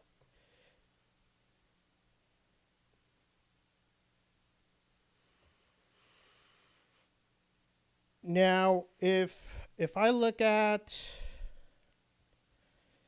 the Federal Reserve report dated May 2018, titled Report on the Economic Well-Being of U.S. Households in 2017. If I reference their executive summary, they have multiple interesting categories that we should consider, including dealing with unexpected expenses. I quote, they have 3 bullets, and I quote, 4 in 10 adults, if faced with an unexpected expense of $400, would either not be able to cover it or would cover it by selling something or borrowing money. This is an improvement from half of adults in 2013 being ill prepared for such an expense. Over 1/5 of adults are not able to pay all of their current month's bills in full. Over 1/4 of adults skipped necessary medical care in 2017 due to being unable to afford the cost. Is this not happening in Sonoma? Is this not taking place in Sonoma? Now, I'm here to support the Jobs with Justice proposal, 15 by 2020, and I would urge groups and people that are against this to provide you with evidence indicating that this proposal is not healthy. I'm here to support the Jobs with Justice evidence-based proposal before you, and I would urge groups and individuals that are opposing it to provide you with the right information indicating otherwise. Thank you. Thank you. Good evening, Tom Conlon, 18850 Robinson Road. I want to say, first of all, appreciate that you calendared this tonight, and appreciate all the work that staff and Jeff have put into this. I appreciate especially that legal analysis we just heard earlier.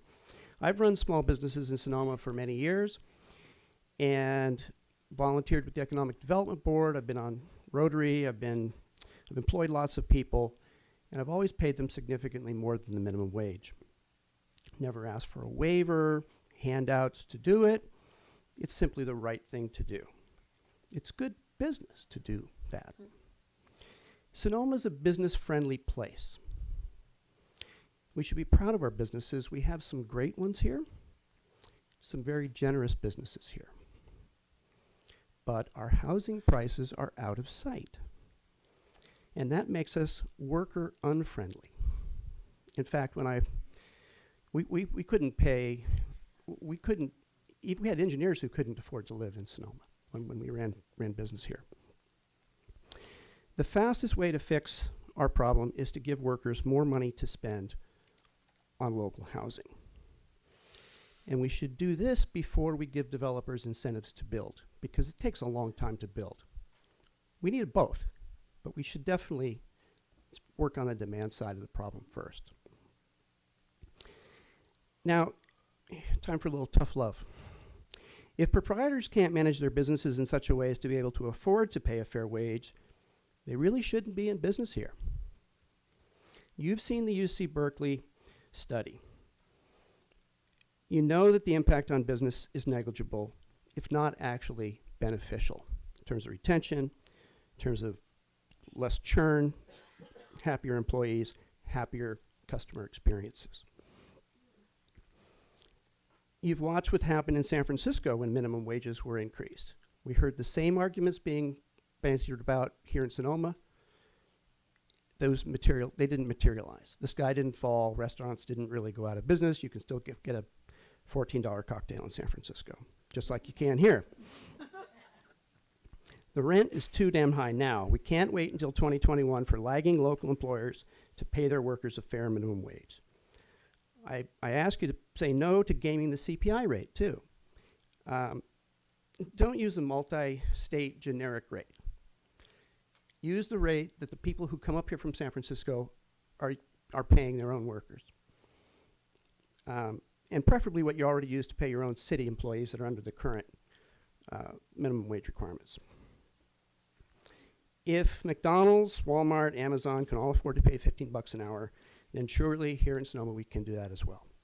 I appreciate your consideration of my comments. Thank you. Thank you, Tom. And just a quick pulse check. Would anyone who thinks they're going to give public comment raise your hand? How many people have? We're going to take a 2-minute restroom break and then we'll be right back. Thanks.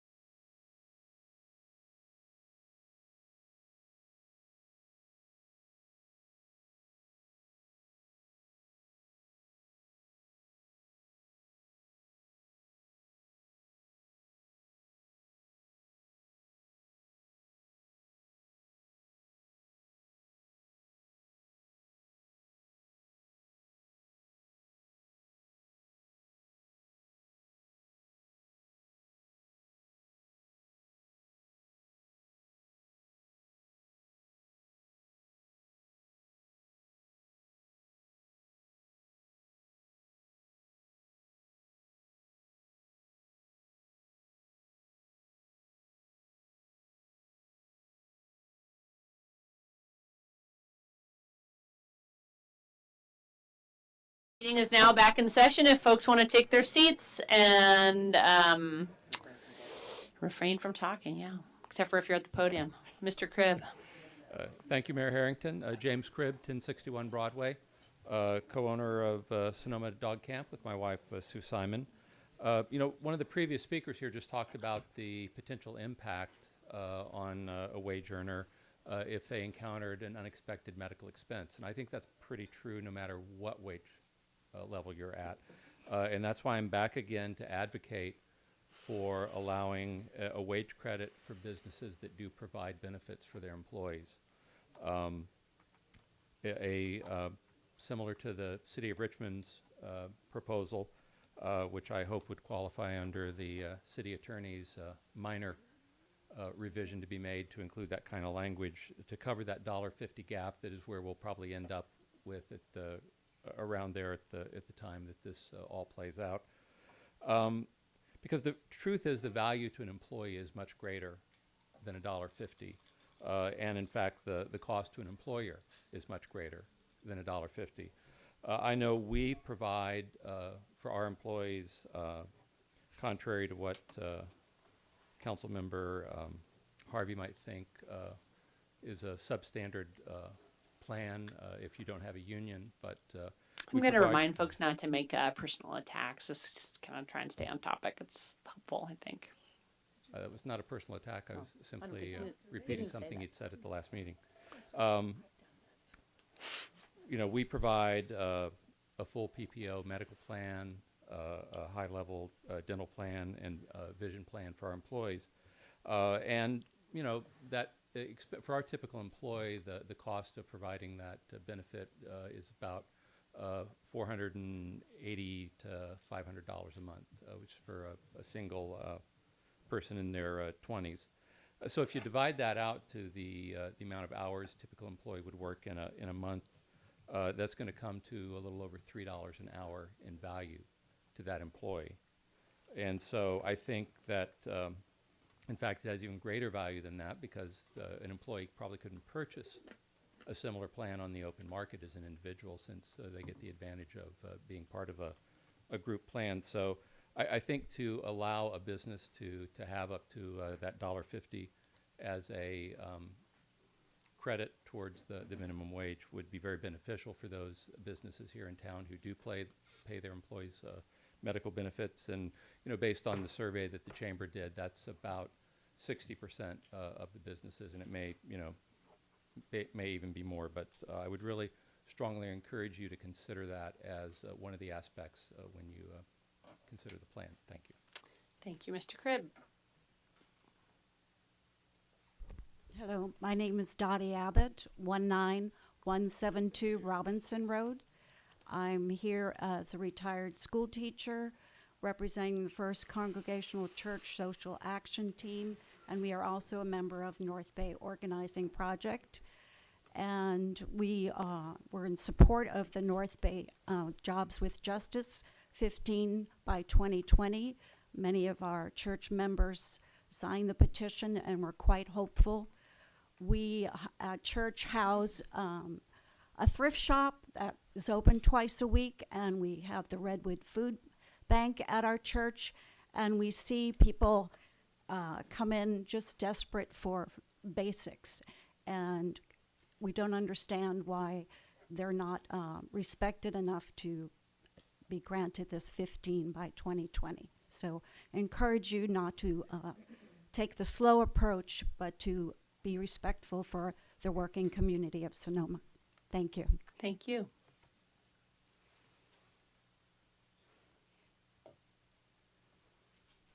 Hello, I guess I'm the last one. Mayor Harrington and members of the City Council. I was a waitress once. It was a long time ago in San Francisco. I think we made $3.25. That was the minimum wage. But we got tips, and we kept the tips. And I can't tell you how shocked I am to know that the tips are now deducted from the minimum wage. That just changes the whole picture. They're not? Oh, that's what they wanted. Oh, okay. Well, sorry for the misinformation. People who've spoken before have been more informed on this issue than I. I am not a bookkeeper, but when I look at all those figures on the screen and think about the minimum wage changing every year, I'm staggered by that too. It just seems like, why not just go for it? It's really about the spirit of a community and a response to the inequality, the issues of the time, how hard it is to make a living, how hard it is to live as a retired person, how expensive everything has gotten, and how easy it is to be suddenly, you need new tires or whatever it is, and, onto the credit card. And, I always say I'm renting money because I can't pay for any of those additional expenses. So I would like to think that Sonoma, which is a prosperous community, a beautiful community, that this would be a place where workers would feel really cared for and respected, and there wouldn't be this class divide we have now. So I go for 15 at 2020. Thank you. Thank you. Hi, Megan Mall, 835 Ninth Street. My main thing, I think I said the last meeting, is I just want to make sure that as a council and as a community that we're really looking at all of the different avenues of this, if it's the people, but also the businesses. And, there are a ton of different types of businesses, so it's hard to make one thing that's going to help everybody. But I want to make sure that what is voted on and what is written in this ordinance is something that we can have for us as businesses to be able to sustain all the jobs and to stay in business and to be able to, pay our employees more, but also help our nonprofits, which are a huge part of our community. I mean, that is a huge part because it is our community. So all I'm asking is maybe for some more time to really look at this and do the research we need, especially if we're going to be the first to do this in our area. I feel like it needs to have lots of research and lots of time, and to make sure that it helps everybody. So that's it. Thank you.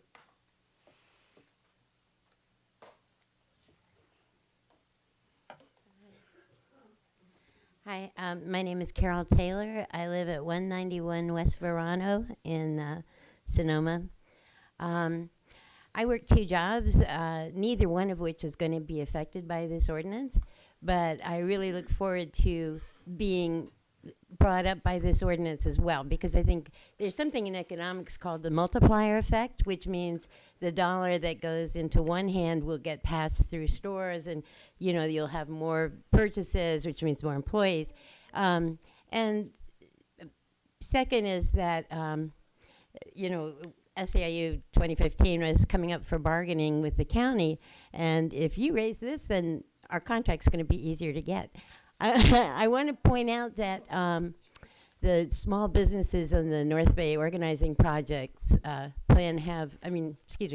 North Bay Jobs with Justice plan has a 1-year delay for the smaller businesses, and I think that's really important. It's something people aren't emphasizing. So, doing well by doing good, I hope. Thank you. Thank you. Hello. Thank you for listening to me. My name is Manuel Azevedo, La Salette Restaurant and Tosca Tosca Restaurant in Sonoma. We immigrated to Sonoma when I was 2 years old. We immigrated to Sonoma when I was 2 years old, so I have a sense of what it's like to be an immigrant. We grew up very poor. I helped my mother clean houses. My father milked cows. So I understand what it's like to not have a lot and to seek out opportunities. My first job was as a dishwasher in a restaurant, and I wasn't concerned about the minimum wage because I never intended to stay at minimum wage. And since then I've done what I could. But I also am involved with a Visitors Bureau, and I'm involved with the Visitors Bureau because I understand the importance of visitors to Sonoma, but I also very much want to protect what Sonoma is about. And I know Kathy's heard me on various occasions. And Sonoma is very, very important to me, very valuable to me. It's my home, been here all my life, and I'm thrilled to be able to be a business person in Sonoma. It needs to be said that if restaurateurs are not paying our employees more, it's not because we don't want to. I wasn't able to make the last meeting, but I watched the video, and it was hard to watch. A lot of my fellow restaurateurs very emotionally shared how difficult it is. I mean, there are very few people kinder than Sandra. I mean, there's few people that have employed more people than Vince, and I could list everyone. We really care, and I think it's really important to understand that we're up against a wall. If you raise minimum wage, it's not because we don't want to pay people, is we run out of money. There's a point where we can raise prices. That seems to be the thought that most people may have, but we're in a ceiling there as well. Folks are not dining out as much. They're going to the Sonoma market or Whole Foods, and they're picking up something to take home. They're ordering food to go. That's just the trend that's happening nationwide, but it's happening now too here. I eat out less than I used to because I can't afford it. There was talk about CEOs and how much they make. I'm a CEO that does not make that much money, I assure you. But in 2014, I made more money than I make now. Every time minimum wage goes up, my paycheck gets a little smaller. I understand that's business. Sometimes things are better than other times. But there's going to be a point where I'm going to look at how much money I make, and I'm going to look at the headache and responsibility, and I'm going to have to walk away. And as it is now, I'll have to look in the faces of some of my employees and tell them that, hey, I can't afford to give you a raise that you deserve. I have to let you go. And just to finish up, even right now, I have a list of people, 4 or 5 people that are on a waiting list to get raises. They deserve it, and they're making anywhere between 18 and 25 an hour right now, but I can't afford it. Not because I don't want to, not because a lot of the restaurateurs who spoke last time don't want to. We just can't. And if this is going to squeeze us to a point where I don't really know what the answer is, but statistically, restaurants already fail at a ridiculous rate, and this is not going to help. I have to ask you to wrap up your comments. Thank you for the time. I appreciate it. Thank you. Let's see if this works. I apologize for bringing. I'm John Toolsey, the Girl in the Fig, 660 Solano Avenue. I don't read very often, but my brain is not working as well as it usually does, which is not very good. I guess I did have a question for this earlier, based on the questions that Logan asked. Was to the city. Is the microphone on? I just actually have to use it. It was to the fact that guess the question that I had heard you asking, but I didn't think was asked was, could the city not pay a particular class of employees higher than the state wage? I understand, and I certainly wouldn't be advocating paying any rates lower than the state wage, but could the city say, for example, that tree trimmers are mandated to be paid $25 an hour? Is that something that the city could do, and would that be legal? So that's a question I do have, because I didn't feel like it was answered or it was asked directly. I'd also like to acknowledge that I wrote an op-ed recently, and in some ways I expressed my frustration with the council and the engagement in the council, and I stand behind that, and I felt that to be true. But in fairness, I must also acknowledge that last night Logan and I had the opportunity to speak, and you were very thoughtful, and I appreciated your time, and it was what I was asking for, so thank you for providing it. And the mayor has also started engaging with me via email, and again, thank you. That is what I was asking for. I wasn't asking to pay less. I'm certainly not asking to cheat or be greedy or all the things that might have been ascribed to me. I think what I was asking for, and I know I've reached out to Marty a couple times and haven't been successful in contacting him, and again, I addressed him today, but I think what I was asking for is the opportunity to explain a position and show that we actually are in favor of paying more, but sometimes a one-size-all doesn't work. And that's what I think, if I could say it succinctly, is what it is. It's not that raising the minimum wage is bad. It's that I have not found a one-size-fits-all solution, and I don't think that this is the one-size solution that fits all. But I do think by continuing talking, we've gotten closer, and I also think tonally it's been better, so I thank you for that. because at the end of the day, we are neighbors and we do survive, and this isn't our only big challenge to tackle. And so if we can do this in a way that's positive and engaging, we'll all be better for it. Lastly, just to acknowledge a point made, I think Fred made it, was that, $2,000 or $3,000 will go in somebody's pocket or this or that. I'd just like to say that businesses don't work in a vacuum, and to assume that by raising the minimum wage, hours won't be changed, business models won't be changed, that all of those dollars will go directly into someone's pocket is hopeful, but probably not accurate. So with that, I thank you and hope we can continue to do this, which is, I think, engaging in a more positive way. And again, I will do my best to be a part of that. Thank you. Thank you.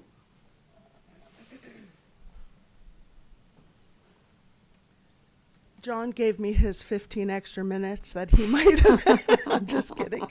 I just want to acknowledge I have the best business partner in the world. I mean, this is so challenging. We deal with all sorts of issues all the time, and we agree to disagree. And I think this week has been incredible because I've met people that I have agreed to disagree with, and I'm learning more than I need to know. I met with the staff this week, and we had a staff meeting, and I wanted to be really transparent about what was going on. Wanted them to understand that one of the partners is writing letters to the editor, and I'm helping with the petition and what's going on, and for us to let them know we are not trying to take money out of their pockets.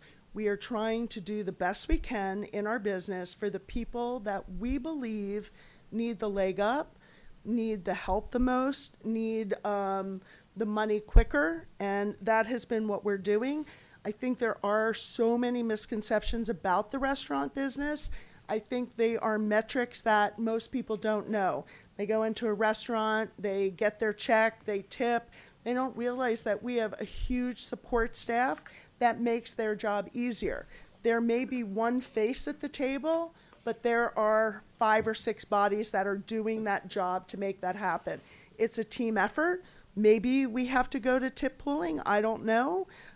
Maybe we're going to have to change our model. I don't know. I think it's an insurance company's game. The more we pay, the more workers' comp, the more liability insurance, everything is attached to labor. Anyway, I had a bunch of our servers sign the petition.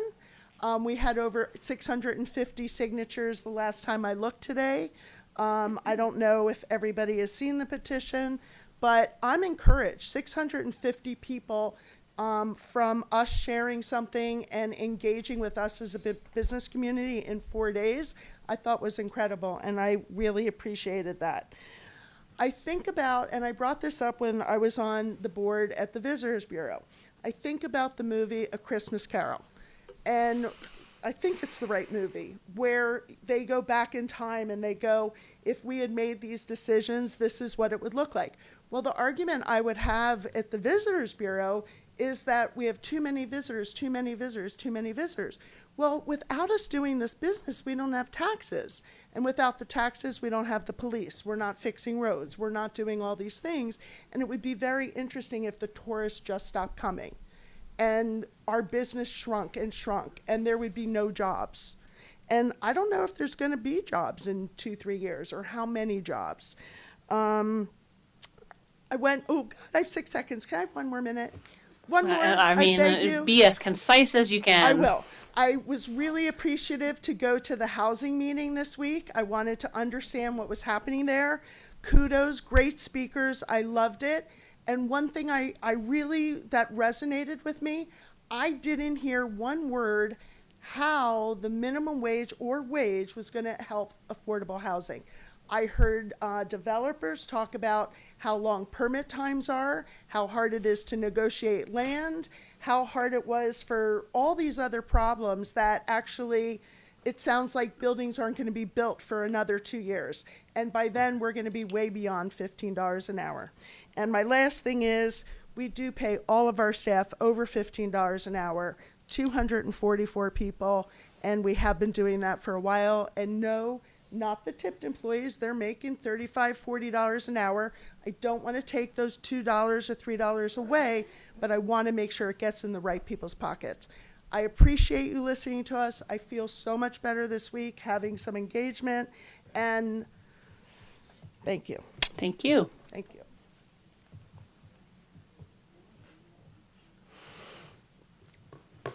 Laura Havlick, Sign of the Bear. The one thing, I so appreciate everyone's time, and like so much of the last 3 years, the last 6 months have left me with a really deepened appreciation of Sonoma as a community and the vibe of working as neighbors, and agreeing to disagree, but looking for the best path for lots of people really matters. The one thing that I think would have been helpful in this process, and I hope we can figure out a way to have happen in future processes, is I'm sure this will not be the last time the business community and the city and labor are all trying to work through things. And it appears to me that multiple times actual labor law has caught us by surprise, and it would be really helpful to figure out some mechanism to have more of that input sooner in the process, because the most sincere, generous, open-hearted cross negotiations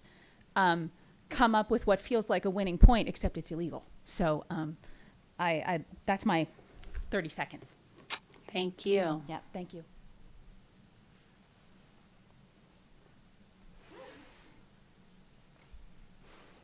Council, Bob Edwards, EDWARDS. I live on East Napa Street in Sonoma.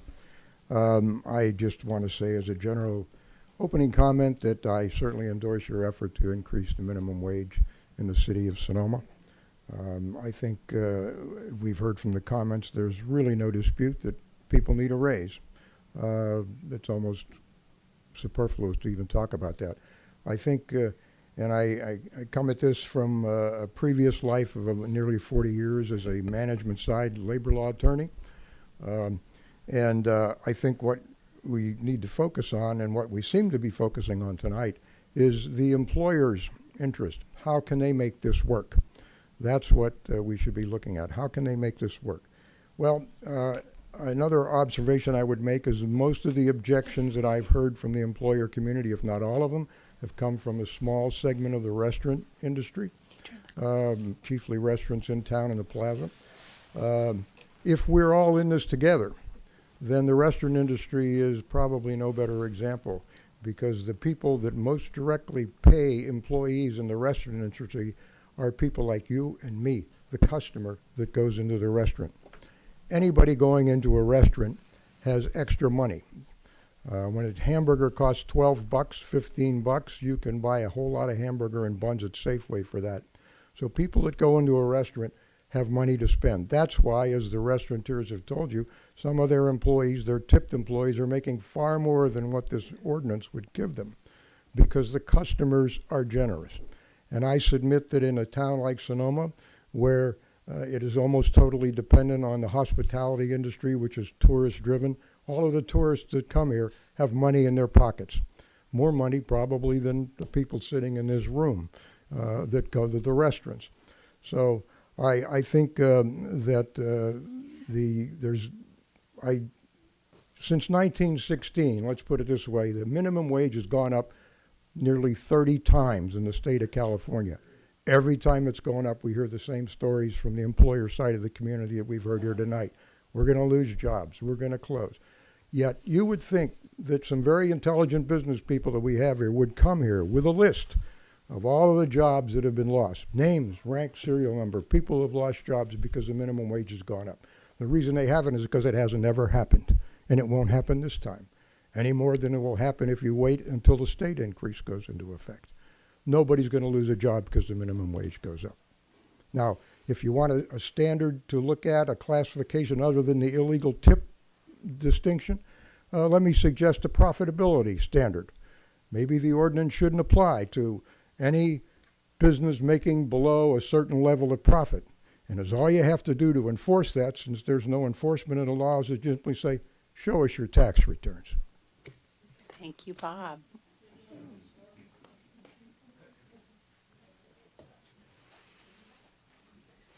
Hi, Ramey Hensman, 408 First Street East.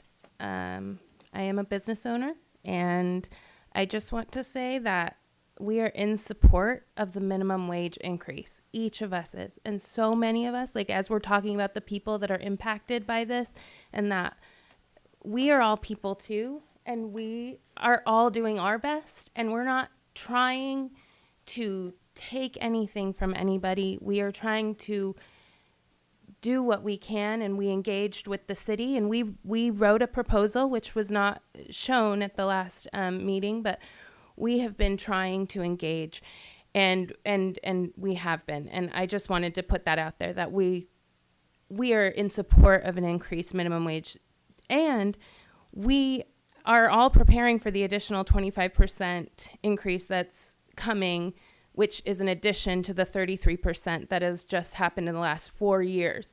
So we've had a 78, in those years, we will have had a 78% increase.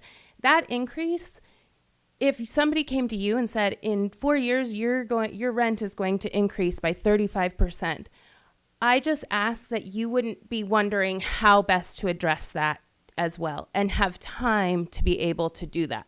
So my request is that the council wait to approve the proposal until we can look into an exemption for servers and bartenders, or if that isn't an option, at least clear up multiple questions raised by both the council and the attorney and the business community, just in general, about what this could look like.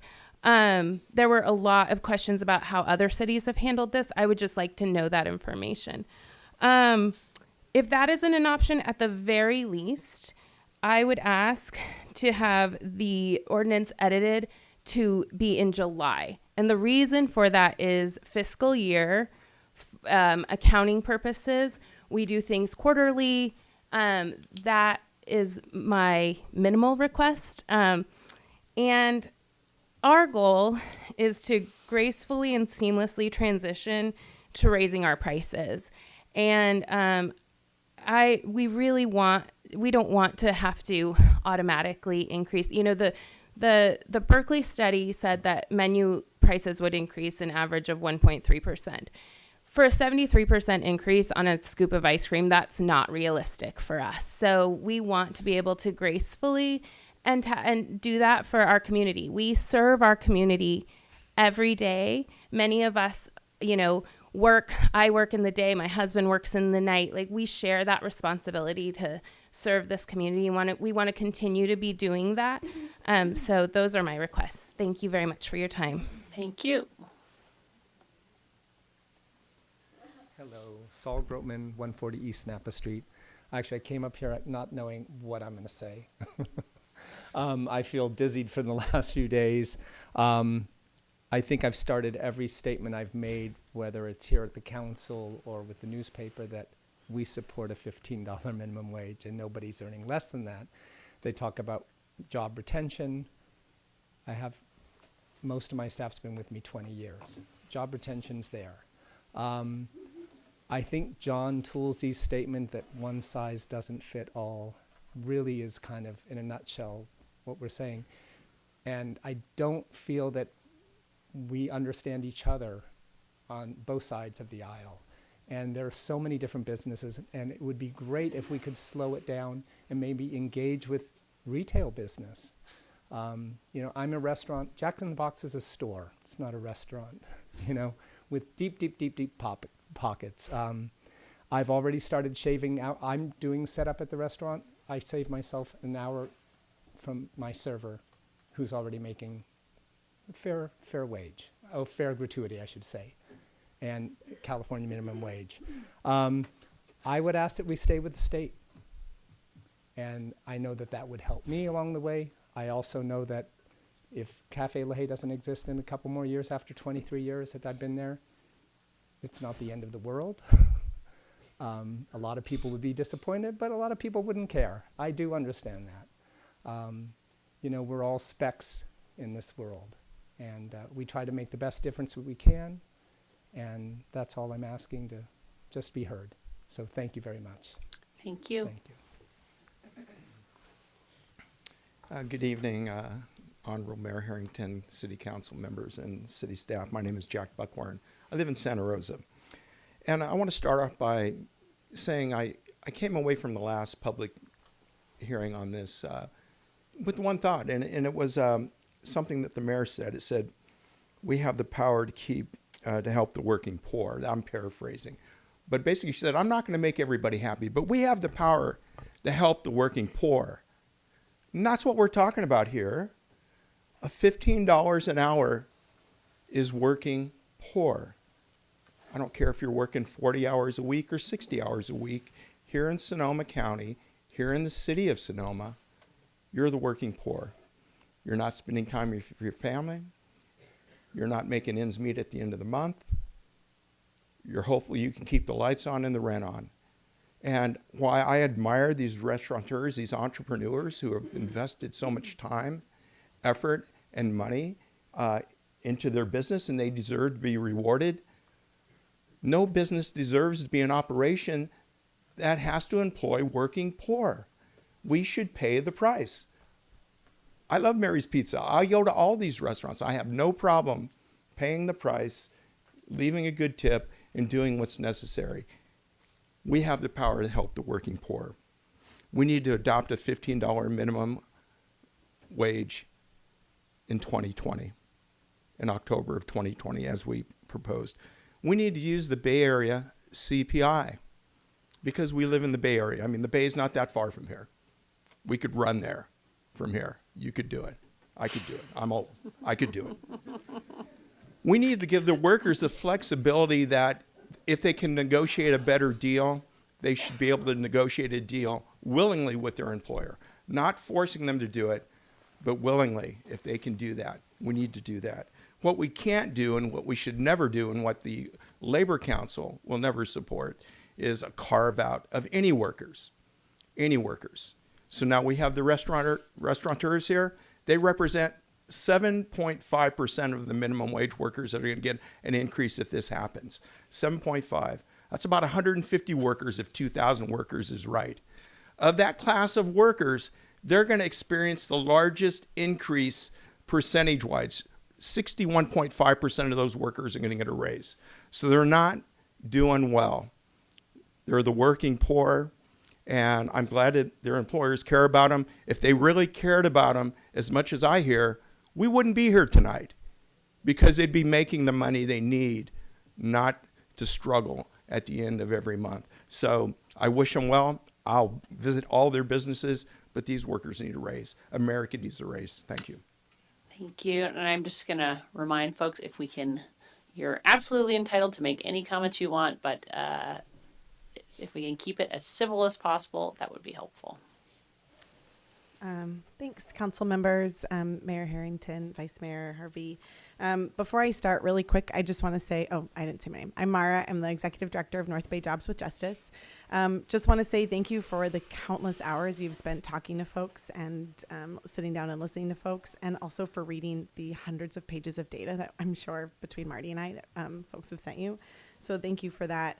And then also just wanted to quickly acknowledge Vince from Mary's Pizza. I don't know if he's still here, but I just really appreciated your phone call, Vince, and like that we got to talk and I got to learn a lot about how the restaurants work. And I'm really excited about some of the tip pooling that I learned about, which was really cool. And we want to figure out how to continue to support small businesses. As Mario said, I just wanted to share a couple of the stories. I don't have time to read all 100 of them, but I wanted to just quickly read a couple of these stories that Mario collected. They've all been translated from Spanish, and they've asked that their names be changed to protect them from any retaliation, so excuse any weirdness. My name is Alejandra. I work at a hotel in Sonoma. I'm a mother of 3 children, and my husband works doing yard work here. I believe that the minimum wage should increase. The hotel work that my coworkers and I do is difficult. Each worker is given up to 14 rooms to clean in just the first half of our day by 3 p.m. Our work is difficult and complicated because our managers are very demanding on us. We sometimes feel like we aren't real, like we're a child's cartoon, having to clean all of these room assignments in such a short period of time. The pay that we get for the work we do, we can't afford our rent and we can't pay for food. Raising the wage will help us, especially since we can't get any tips and our employer does not give us any benefits. My name is Bere. I work in a restaurant here in Sonoma. I have 4 children and my husband works at a local factory. It's time to raise the minimum wage in order to help with the cost of our rent. I work $12 an hour, 40 hours a week. I only earn $960 for 2 weeks worth of pay. I make about $1,900 a month, but my minimum rent in the area that I live in Sonoma is $1,470. One can only imagine how we make ends meet to cover the rest of our expenses. It's very difficult. My name is Jorge. My wife and I both work at a local hotel and a restaurant. We both have to work in order to pay for our rent and support our children. We barely get enough each month just to pay the rent. Both my wife and I have second jobs. I'm also an Uber driver here, and my wife also nannies. Yet we still seem not to be able to afford to have a savings. We don't even have $1 in our savings account. My name's Letty. I'm a mother of 3. I work 2 jobs in Sonoma. I clean houses on the weekends, and during the week I work at a plant nursery. My husband works in the fields as a farm worker. We can barely afford to pay rent, food, and our bills. At times, we try to save up for the future of our children or for an emergency, but how can we? Almost all earnings go towards our food, our rent, and paying childcare while we work, among other costs for our family. My name's Juana. I graduated from Sonoma Valley High School last year, and I'm currently attending Santa Rosa Junior College. The minimum pay here should be $15 because all the tourists don't make it easy for us to be able to do our jobs. It's a struggle to get our employer to pay us more than $12 an hour. I worked in downtown Sonoma and I barely made $12, and now that I'm starting to work in Santa Rosa, I can make $13.50. My name's Maria. I have 4 children. I work at a local school in Sonoma. Raising the wage to $15 as soon as possible would be great because in many ways it helps all people. While we may not always be a priority to, but we should be. We can be impacted by your work to help community even outside of the school. People in Sonoma want to thrive, but with all the expenses and the cost of rent, we can't survive off $12 an hour. And just the last one real quick. My name is Brenda. I have 3 children. I work 3 jobs to survive in Sonoma. I'm a housekeeper. I'm also a childcare worker, and my 3rd job is that I'm a food server at a restaurant. My husband does landscaping and yard work. I do the most I can to get ahead. I've worked at a hotel and different restaurants, but they'll only pay me $11 an hour. Half of my monthly earning goes towards my childcare alone, and the little that's left over is not enough to pay for rent and for food. The bit that is left over, the work that I do is literally backbreaking. I believe that if you will raise the minimum wage to $15, it would be important to help us, especially since the rents are expensive. Even basic necessities in Sonoma are expensive. And I'm going to leave those stories for you. And it's not the $650 that the exemption got, but we do have 150 signatures from some of these families and parents that were just collected at churches and local community events where we thought workers and impacted people would be.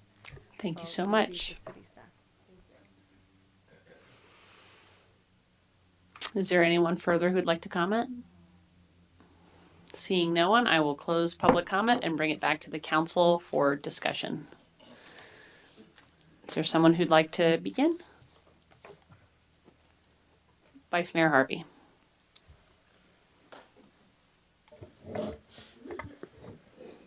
Oh, you know what? There was a question, one question first, and I think the question was, as a opposite way of thinking it, could one class of worker be higher paid than everyone else? I think that maybe is the way it was framed.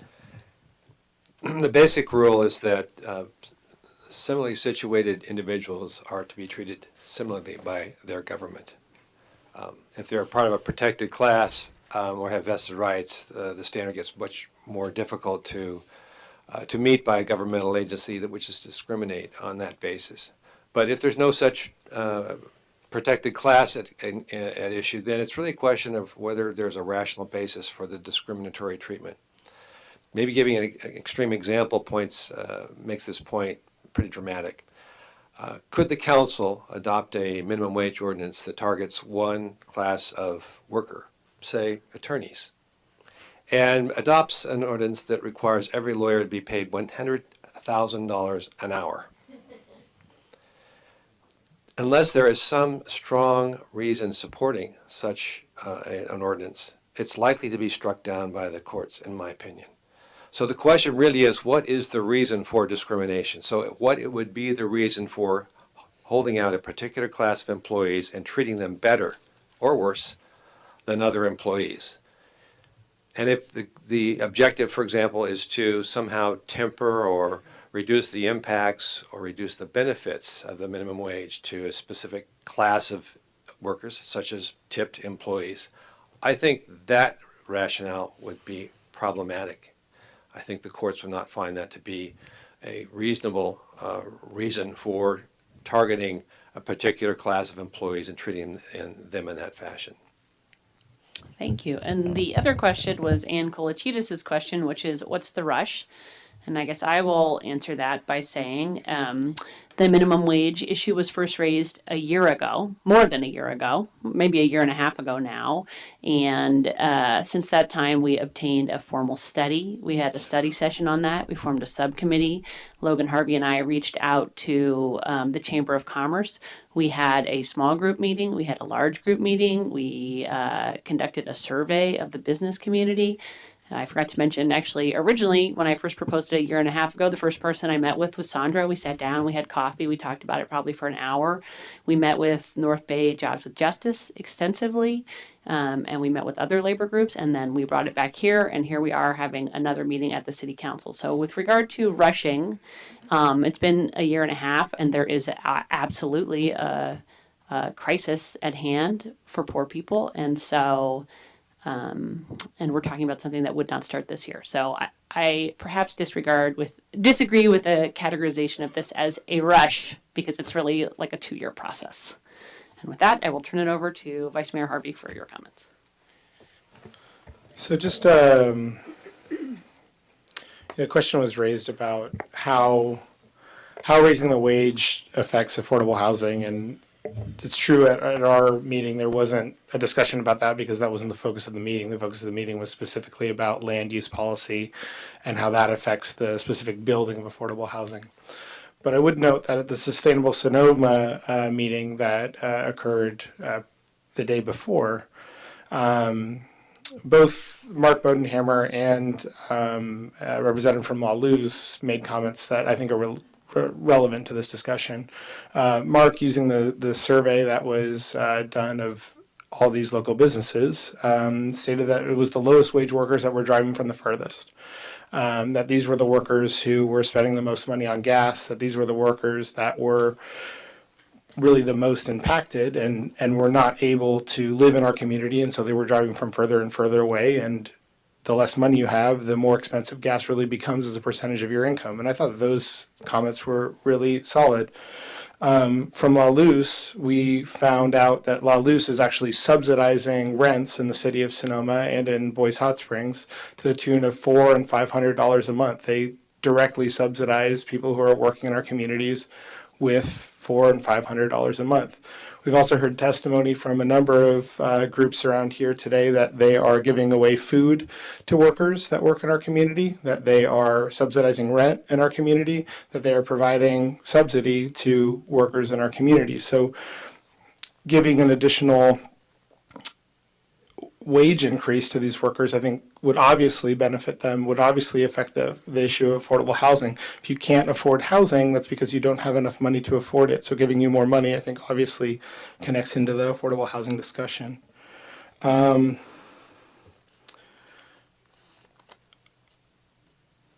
think that this is connected, and I think that, the next thing that we're talking about on this is developing an affordable housing trust fund, a fund which we will eventually get money for, and then eventually accrue more money for, and then eventually we'll use towards developing a housing project or subsidizing rent or whatever it'll be. That's going to take time. The city has contributed $1 million to the funding of building affordable housing in the city of Sonoma, and the county has matched that with another $1 million. It's taxpayer money going directly to affordable housing, which is going to help, but they have not broken ground yet. And this relief is not coming for years. And there are things that we can do now that will affect that situation. And I think it's really important to understand that. I agree with John Toolsey's point that there is not a good one-size-all solution. And I am a little bit dismayed that there isn't a legal process that we can exempt tip workers. I don't believe that there is, and I'm not willing to subject the taxpayers of Sonoma to a lawsuit that's going to cost them hundreds of thousands, potentially millions of dollars. I just am not willing to do that. I don't think that this little city should be the first to cross that line. I don't want to get embroiled in a Supreme Court battle. We don't have the funds to do it. And I will say that I think it's true that tipped workers generally make more than the minimum wage, for sure. There was a recent study called Behind the Kitchen Door, and I think it's a fascinating study of Bay Area workers that everybody should read and really understand. One of the points that comes out of it is that tipped workers do make higher wages, but that these wages also create more discrepancies between men and women and people of color. So I've wrote this in a Facebook post, and I shouldn't be on Facebook at a council meeting, but I'm going to read off of my own post, which is that tip workers do make higher wages, but it's not nearly as high as you'd expect, and there's a difference depending on one's race and gender. So here are the average wages for tip workers in the Bay Area. And this was a study of 525 direct interviews with workers in the restaurant industry in the Bay Area. It pertains to our area. Men was $19.66 per hour. Women was $16.32 per hour. White tipped workers received $22.44 an hour, and people of color received $16.32 an hour.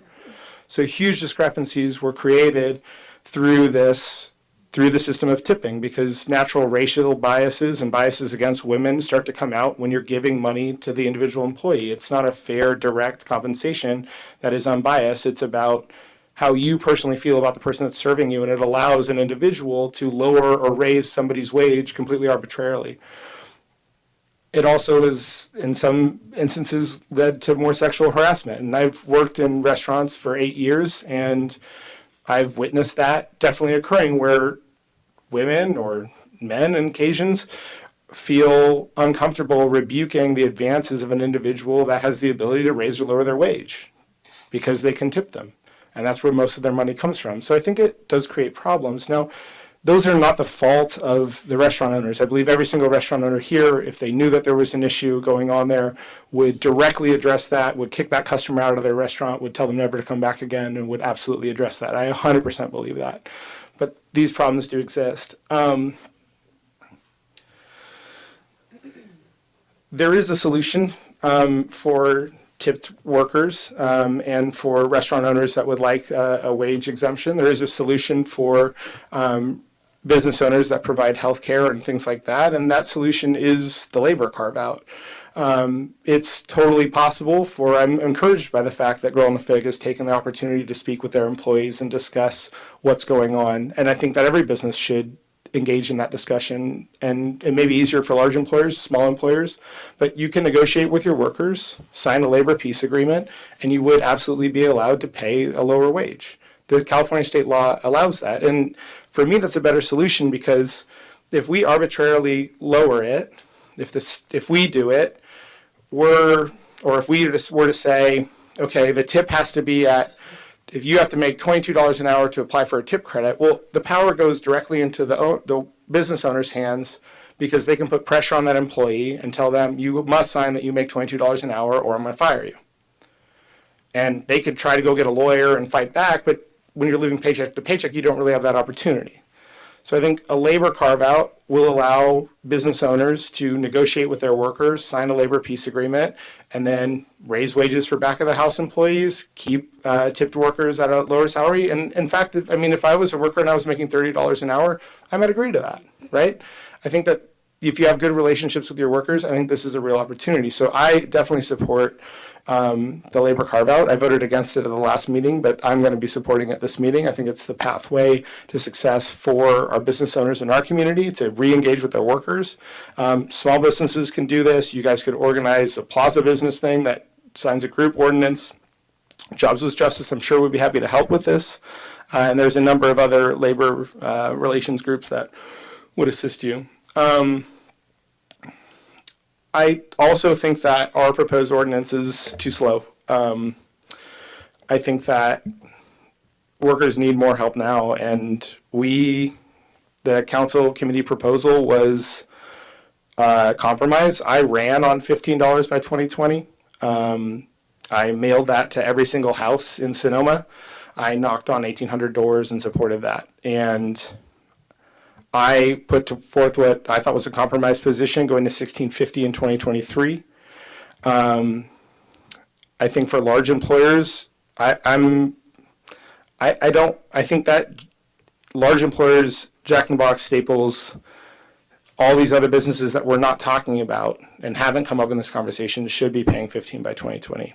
I'm comfortable with keeping small businesses on a slower scale, but I think that large businesses should be taking a higher hit. And I'll end my comments because I've been talking for a long time. Councilmember Hunley. Thank you. I think I got most of my soapbox out last time. So I'm just going to switch to, that was no shade at you talking, but I'm just saying that I feel like I talked a lot last time. So I've been thinking about this a lot, and my thought after our last meeting, I woke up the next morning and I thought maybe I didn't end up exactly where I wanted to be. So I started looking back to see, you know, my original thought about this was to, you know, I think that as we've heard a lot tonight, that a lot of people are on board to moving forward to a place where we need to be, but people want time to plan. So that's why I created this proposal that was starting in June, although July makes a lot more sense now that Remy brought it up. So it was a whole year of nothing happening, and then it's like a 6-month acceleration of the state schedule. So I've been thinking about it a lot, talking to people, and today, if my colleagues will indulge me, I have a slightly amended proposal that I would like to schedule, that I would like to share with everybody and my colleagues.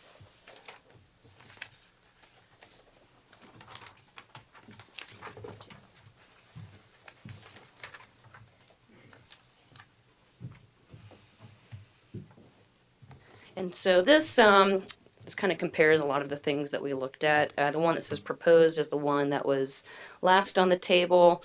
The one that says with adjustments, you'll see in 2021 and 2022, it has an increase built in.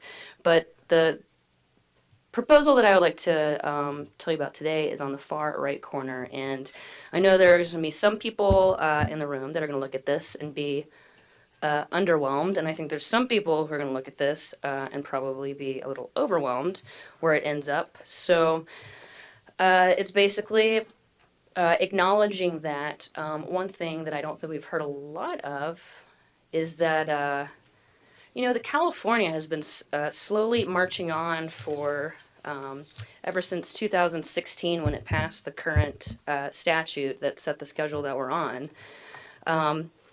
And I looked back at the history to see what the turnaround was from the time they passed their statute to when they started implementing it. And this particular one, so here's the most recent history of our minimum wage in California, for a refresher.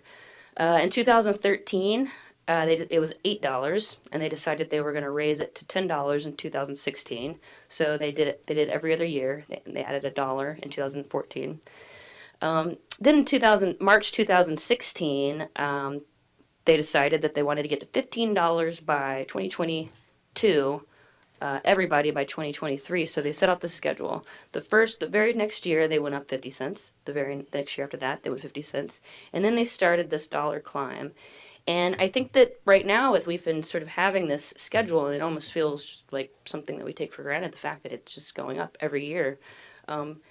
Over 3 times as much as the CPI each year. So it's been, even though I would also agree that it's lower than it should be, it's been keeping a pretty good pace. And so that is the backdrop that I am thinking about the schedule that I think would be realistic for everybody, that would actually end up in what I think is a more advantageous place than the proposal that we've received from North Bay Jobs for Justice. So this is the first increase would be going back to January, because I decided that. What's the year? I can't see years. The year is in the middle. Yeah, just a second. Let me see if I can. I'm writing something to try to put it back up. Yeah, so the years are on the little gray bars if you can't see them. But I will. So 2020, and I'm going to only say large businesses, but 2020 in January it'd go up to $13.25.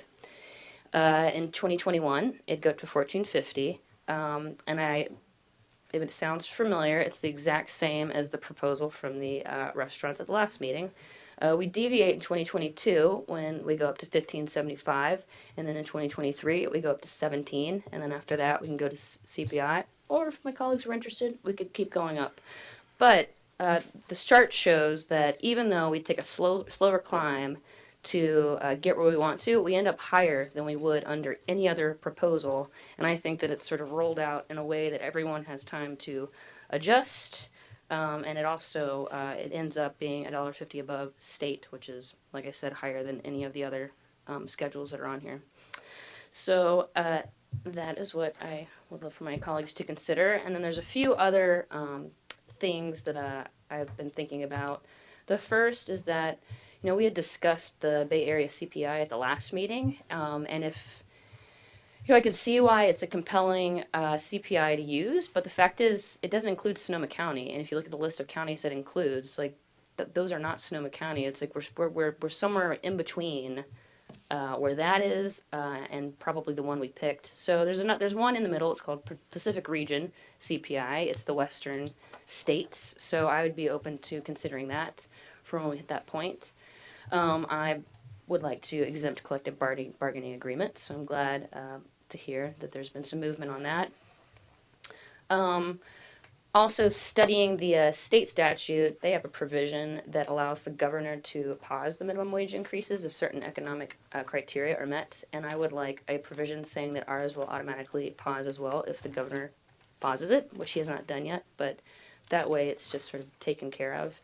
And then the other thing that I would like is to talk about is having a credit for qualified health benefits, which would be only apply to actual health benefits, not the high deductible catastrophic health insurance that like Starbucks gives its employees, but you know, comprehensive health, eye, dental benefits. And you know, there's going to be someone smarter than me that can come up with the regulations to sort of get that. But I think that that is a value that is a lot bigger than any credit would be. And if you look at the schedule, you're only getting a tiny credit. So you're getting 25 cents the first year, 50 cents the second year. And I think that that is it's just a good thing to encourage. And if employees are doing that for their employees, then I think that they should get a little bit of credit for that. So this is what I've been thinking about, and I would love to hear what my colleagues think about it. And I just wanted to make a note. I know that last time we did this like straw polling to put together this ordinance, but I just want to make sure that the thing that ends up on a piece of paper is the thing that is going to be voted on by the people who are going to support it, and not by sometimes things kind of get weird in straw polling. And I will let you speak in 1 second, Councilmember Cook. I just want to make one point to the public. And some of you know this and some of you don't. But I think it's relevant because I'm sure some people now are thinking, well, this is a new proposal. How are we supposed to, you know, maybe this is the last minute. And so I just want to digest it. So I just want to explain. So we are subject to the Brown Act, and that means that none of us, the city council, can meet together more than two of us. So Logan Harvey and I are on a subcommittee. The majority of us can never be together because we're not allowed to deliberate in private. It is illegal under the Brown Act. And so everything we do must be done in public. And so Logan Harvey and I can meet, and the other council members can each talk to one other person, but we cannot all three be in a room together. So when we want to talk about proposals or discuss ideas or come up with new ideas, we must do it in public. And so it can be uncomfortable that it might be nice to say, like, well, why couldn't we all sit down and together and kind of hash this out and have an informal conversation? We can't do it because it's illegal. So I just thought I would say, I know we got some feedback last time, like, oh, we don't like hearing it at the meeting. It's really hard. We can't have a discussion with you, but we can't all be in a room together and talk about things. And so I just thought that might be said, that this is kind of, it is messy, but the whole idea of the Brown Act is that things don't happen in secret, they happen in public, and you get to watch it unfold for all it's worth, and that's what's happening here tonight. Councilmember Cook. And I'll add to that, it's only for local elected officials. So don't think it's happening in the state and the Congress and all that. And that's why we're here. Because the state, well, first off, I'll say that I agree with everything I heard tonight, which is kind of unusual when somebody said that there's this side's for that and that side's for that. I think everybody in this room wants the same thing. Everybody needs to make more than $15 an hour. $15 an hour is not a lot of money. That's a true fact. The bad news is, and I said this at the last council meeting, and I don't want to get on a soapbox, but I think I have to prove the point of why sometimes local needs to be careful what they step in before regional and state does it first. It's called payroll taxes. It's hard to explain to someone until you're sitting there with your bookkeeper saying, I got a negative $25,000 in my QuickBooks, and I know the money's coming in. And business owners, they deal with that every day. You pay somebody $15.50. You add your workman's comp, depending on what per 100 it is. If you're lucky, it's $5. If it's $25, if somebody's got a chainsaw in their hand, it's different. There's different classifications, and that's why I keep saying that, if there was something. We can't change payroll taxes. The state and the federal, they can. If you take somebody who's making $15 an hour and you figure out what the employer's paying and then what the employee is paying, the government is making more money than the owner and the employee. I always said that the governor of California should bring a cup of coffee to my house every day for all the money that the business is going in, because you're paying gas tax, you're paying all this. Now we're going back to the workers. My proposal tonight is a very simple proposal. I think we're getting close. I don't want to be sitting here playing darts with, blinders on. There's real facts here. And I think at the last meeting, I said that there is only so much money. And I think Jobs for Justice is correct. If we can figure out a way that those underserved could get higher, I would be all for it. And I think we're getting close. I don't want to kick the can down the road, but I don't want to move too fast. So what I'm proposing is that I really think that we should take another look at this. And I would definitely like to, see what Sebastopol said, why they're not jumping into it. I'd really like to know why the county isn't doing anything. We were talking about Taco Bell and all those, and McDonald's. They're outside the city limits. We're such a small little area that lead by example is a great thing when we're talking about a lot of things. But I want to lead by example, and I want to lead by example of knowing the facts. I don't know the facts. And yes, I will blame the Brown Act for a lot of that, because when you're not on the subcommittee, you're really not talking to anybody until you come to these meetings, and then, you get one of these and you're trying to digest it. So what I'm saying is, let's just keep taking a look at this and really find out. I think that Vice Mayor Harvey said some things that, trying to skirt this around. But, there's a reason the state is moving slow on this.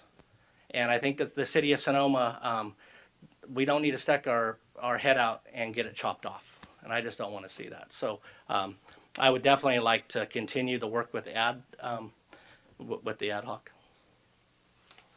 Thank you, Councilmember Cook. Thank you. Well, some wonderful things have happened this evening. I saw Mario Castillo smile.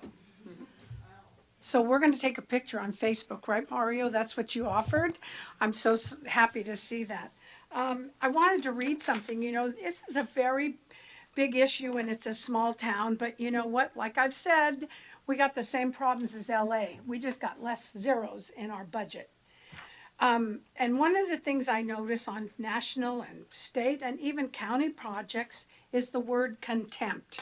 And what's interesting is I looked that up because it's everywhere in our faces, TV, everything's going on. So here's what it means. And we did not show that this evening. Not anyone. Contempt, the feeling that a person or a thing is beneath consideration, worthiness, or deserving scorn. it's not happening here. I think that everyone really has a respect for each other. We're just coming at it from different parts.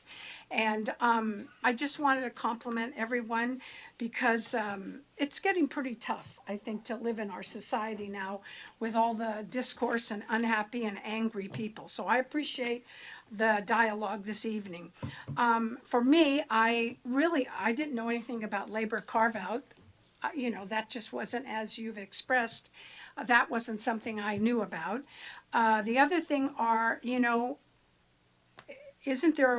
isn't a way, of course, to get at the large corporations because they're in our face and they, don't seem to care about the issues. The other thing is Rachel's matrix. I thought it was great. I think that the ad hoc committee is doing a really good job. In fact, I thought these numbers were pretty good the last time. And I think the issue of CPI is there as well. Here's what my issue is. Our city manager said, if need be, because she worked diligently today on this new matrix that actually had dates. I'm really confused with all of this. And now I'm even more confused because if I could see when these dates are happening, somebody, I think Sweet Scoops, was here and said, could you just start it in July and not June? So those are the things I don't feel qualified to even do anything about at this point. So that's really where I am. And my request then would be, I see there's a suggestion by motion to introduce and waive the reading of the minimum wage ordinance. My request, and I actually I approved the last, that what you all have put together, but now I have more questions, and now I'm even more confused by what Rachel has offered. I think it looks great, but now I've got 5 sheets that I'm looking at, and I need maybe my brain. Everybody learns differently. I'm looking to see something by the dates and when they kick in, and that's something that's important to me. Thank you. Thank you.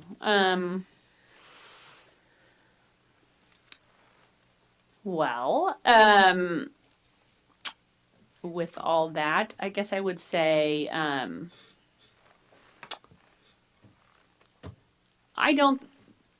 think it's great that Madeline brought up the issue of contempt because I think that everyone is trying hard and there has been some degree of nastiness around this, but I don't think it was intentional. I think it's been a very emotional topic on both sides. And so we have all tried to do our best to engage in dialogue, which I think is good. And I think that the fact that we had some division and debate about it is healthy. I mean, these are real topics that we have to talk about, and usually they are avoided. And so I think that figuring out how to have dialogues about difficult conversations in public is really healthy, even if it feels bad sometimes on both sides.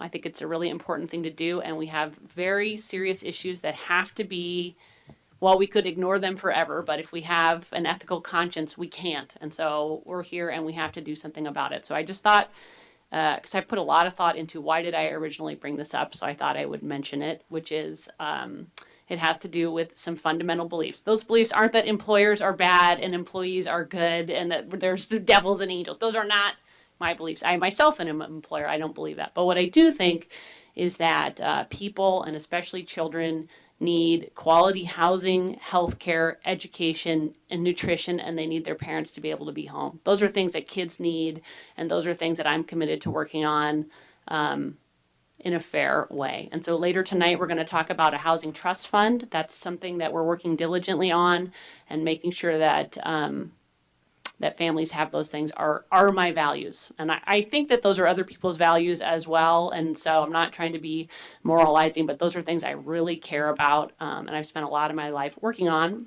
And so that I see the minimum wage as part of that, of saying, what are some of the things that we can do to make sure that everybody that lives and works in our community can have housing, healthcare, education, and nutrition that is not substandard. I think those are really important topics. So I do actually now, in consideration, with regard to the request for different carve-outs for,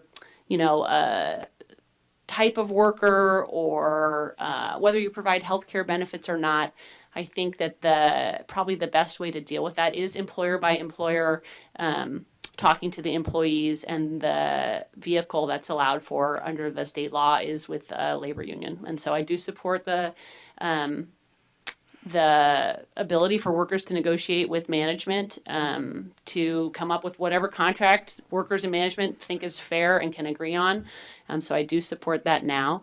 In terms of a proposal, I felt very moved by especially the letters that Mara read with regard to the Jobs for Justice proposal. I would be prepared to vote for that. I don't, it doesn't sound like we have council support for that, but I think people are, just as a personal, I often am appointed by the court to be the attorney in guardianship matters. And some of those are very, very poor children, and I'll visit them in their home to visit the children that I'm appointed for. And, maybe it'll be, 8 people living in a 2-bedroom apartment with lots of bunk beds and a lot of love and a lot of food and things going on there that are the best people can do. But they're really tough conditions, and I think it is a difficult call, but I support moving forward quickly because I think people are suffering. And so so just on the government, if the governor, so with regard to specific proposals, with regard to the governor pausing the state minimum wage and our minimum wage being tied to that, that's fine for me. On the health benefit question, I think that's fine for management to negotiate with their workers in a collective bargaining. That's how I would address that. The CPI of the Pacific region, I would need to know more about what that is. And I did just want to say with regard to payroll taxes, I actually think payroll taxes are very important. Payroll taxes give us unemployment insurance. They give us Social Security.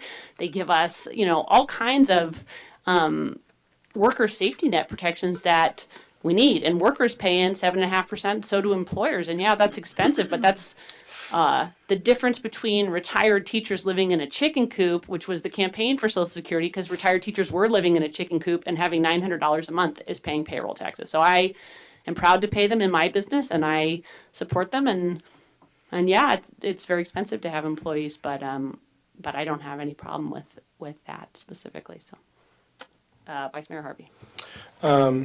So I was also moved by a lot of the stories I heard from Mara and Jobs with Justice. I do think that there's a real opportunity for employers that have close relationships with their employees to negotiate contracts that allow them to pay their tipped employees at the state minimum and pay their back of house employees a higher wage. I think that fosters a better relationship between the worker and the employer. And I think that it may lead to better discussions, and I think that it may lead to healthcare benefits and all these types of things. It may lead to different ways of managing tips and all those kinds of things. So I think that those discussions are important. With regard to CPI, is the Pacific region is what you've... Okay. So the Pacific region includes the states of Alaska, Hawaii, Oregon, Washington, and California. So that means cities in Alaska like Juneau are being compared to Sonoma. Cities in Oregon are being compared to Sonoma. All cities in California, including Weed or Redding, are all being compared to Sonoma. I do agree that I wish that the Bay Area CPI connected to had the Sonoma County included, but I think it's closer in reality to what we experience here. I think what happens in San Francisco reverberates into the Sonoma County area. And I think that if there's an earthquake in San Francisco, it affects us here. And I think in the same way that if housing costs go up in San Francisco and a company IPOs, those people come here and buy second homes, and that raises rental prices. And that's the reality.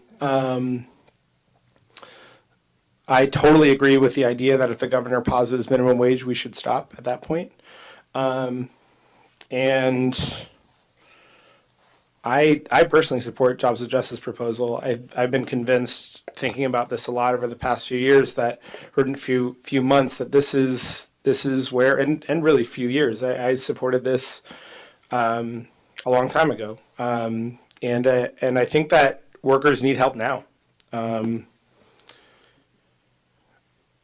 I want to make a motion to support North Bay Jobs with Justice. I'll second that. We're going to take this as a straw vote because I don't know what that means. Jobs for Justice. They have a whole Okay, ordinance. They so I would you're support- You're talking about the wage schedule, are you not? Yeah, That's I what would you're like to talking about. support. I would like to support North Bay Jobs with Justice wage schedule. Yeah.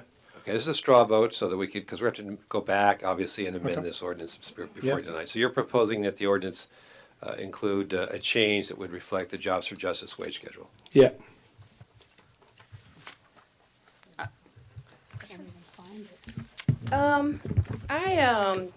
I just can't support this schedule, and I just wanted to point out that if you look on my proposal that I have, by the time we get to year 2023, in the preceding decade, that the minimum wage would have increased by 113%. Like this is it might not look like a significant increase, but I mean that is a dramatic shift over a period of 10 years.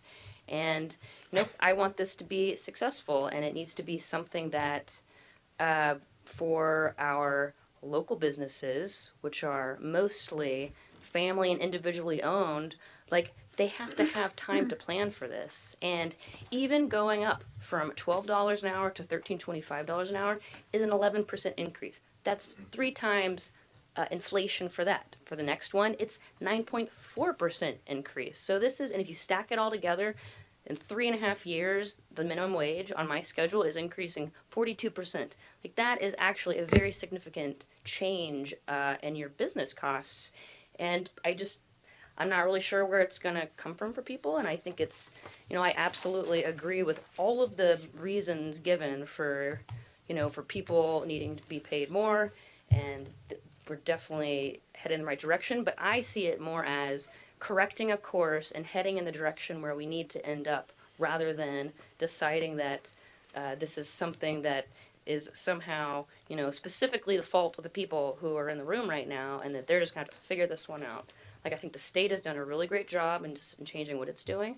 I think Sonoma, I'm thankful that you guys have been working on this, and I'm glad that we are doing this, and I think that it is important. But at the end of the day, we're a city of 11,000 people. No one else in Sonoma County has done this. I don't think Santa Rosa is going to do it, honestly, for at least a few years because of the fires. Petaluma is going to do it. I would kind of like to see what they do. Marin, don't know where Marin is.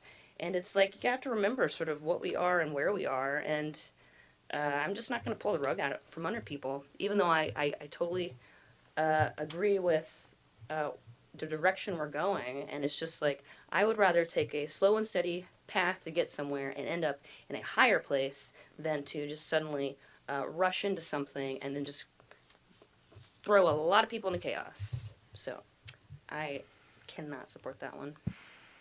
Mm-hmm. I mean, I think the issue is that the group of employers that have come forward about it not being tolerable are the people who pay tipped employees the minimum wage instead of over the minimum wage, and that the rest of their employees make higher than the minimum wage. That's my understanding of their businesses. And that with the ability to have the labor carve out, that they can enter into an agreement with their workers not to pay it. That if the workers want to agree to that, then they're not subject to it. So, can we have a roll call? Yes. Councilmember Agramonte? No. Councilmember Cook? No. Councilmember Hundley? No. Mayor Harrington? Yes. The motion failed 3-2. Okay, so that can't pass. I've got some issues with this current proposal that we have before us. I felt like the previous proposal, I felt like our city council, the council committee proposal was a fairly good compromise. I talked to members of the business community who felt like it would not be super strenuous, that they would be able to handle it. I think it gives them more time to develop a labor peace agreement if that's what they're going to go with. So I think that schedule achieves the goal of going higher. than the minimum. I think it does it a little bit quicker, and I think it's a more kind of regular pace. And so in some ways, I think that makes it a little bit better. I like that proposal. I don't know. What do other people think? Is there any proposal out here that people like? So the council committee proposal is $13.50. It's this one. I'll show you. Okay, because Yeah, I got you. So council committee proposal is here, $13.50, Vice Mayor Harvey, the council's subcommittee proposal didn't distinguish between large and small. I don't know if you still want to do that or just. Yeah, I mean, it was, I guess, the same speed for both. My problem with, I mean, if we're going to distinguish for large, I would like to see 15 by 2020 for sure. I understand that there's a couple restaurants here that would be affected by that. But, and that's, you know, that's unfortunate, but there's also Jack in the Box, there's Staples, there is Whole Foods, there's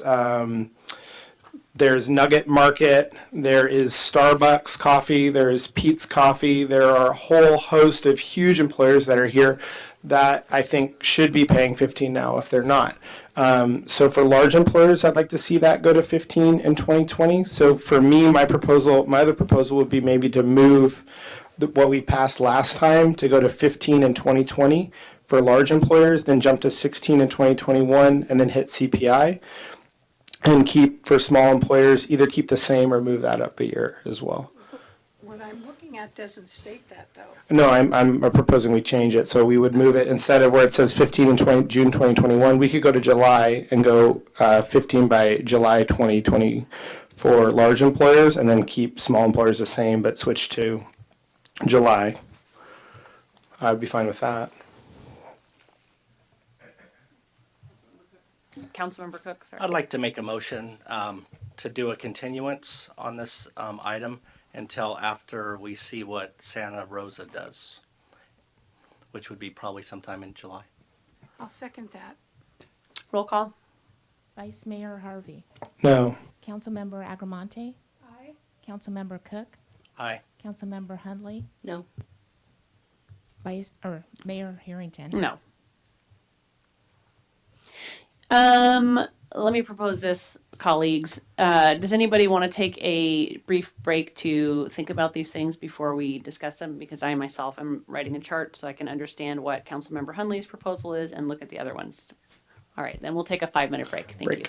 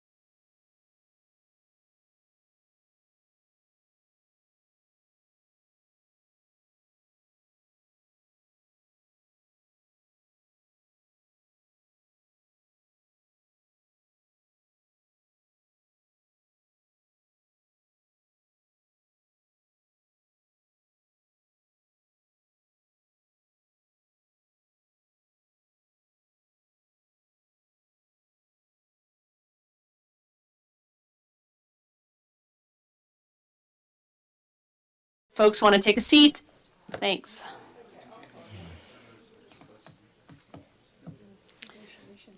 I know. All right, we're going to reconvene the meeting. If you guys want to keep talking, you could step aside or do it after. All right. Vice Mayor Harvey, did you want to? Yeah, so I think one of the things that's tripping us up here a lot is that large employers is 25 employees, and a lot of these restaurants here have 25 employees. I would like to see that number increase. And we just checked, and I'll ask the city attorney if we are allowed to increase the number of employees that consider somebody a large employer, correct? Yes. You can do that. Okay. And you're matching it with what? Well, I'm not. I mean, North Bay Labor? No. I'm just talking about this right now. And then the number of employees is considered as the number of employees across the entire company, right? So if it's Starbucks, it's every employee of Starbucks, not just the number of employees, people employed by Starbucks in Sonoma. Correct. Cool. So I'd like to move that number to 50 employees, which I think will exempt a large number of our, I know, it's crazy. It's hard because we're always moving around, but this is the Brown Act and this is California state law. So I know it sucks for us too. So I think if we do that, we're going to exempt a lot of our local restaurants if we move it to 50. But we will not exempt our larger employers like Staples, like Starbucks, like Pete's Coffee. I understand some of the restaurants will be caught under this, but I would like to put that out because I would very much like to at least see Staples employees and employees of huge businesses like Whole Foods and Starbucks and Pete's Coffee being paid $15 by 2020. So I don't know if that's something that would be a willing compromise or what council members have thoughts on that. I do. So how do we do that? It's not the state, right?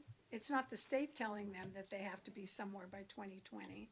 It's the city ordinance. Is that what you're offering? I mean, that's what this whole thing's about, right? We're writing a city ordinance about what we want the city minimum wage to be. We're not discussing state policy. So we're allowed to do what we want as long as we're not less restrictive than the state in certain areas. I can just answer it practically. Pardon? Practically speaking. So we would make a poster that would have the city minimum wage that would have to be displayed in the break room. And on it, it would say, if you are a large employer, you have 51 plus employees and the rate this year is whatever it is, $13.50. If you are a small employer, 50 or less employees, the rate, a regular wage an hour thing. So we would make the poster every year and we would have the obligation as a city to send it out and then the employers would have to post it in their break room. So this sounds crazy, but I go to Staples. I've never seen 50 people. What are those? Who are they? Are you talking about 50 corporations? So Staples has stores throughout the country, correct? But here in our city. Right. So the point, but Staples is an employer. They employ all the people who work for Staples, right?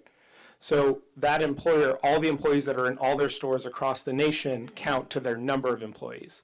So just like Starbucks in the city of Sonoma, one individual Starbucks maybe employs 12 people, but across the nation, maybe they have, I don't know. 5,000. Right, probably more, right? But the hundreds of thousands of people work for Starbucks, right? So it counts for all of those employees count to their number.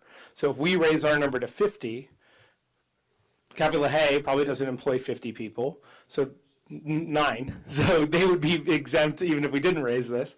And so any business that was under that limit would not be subject to this proposal. So if we go to 15 by 2020, it's only going to affect large employers that employ more than 50, whether those employees be employed only here or nationwide. I didn't even know we had that. I'm going to just ask people in the audience if you want to discuss something to just go outside.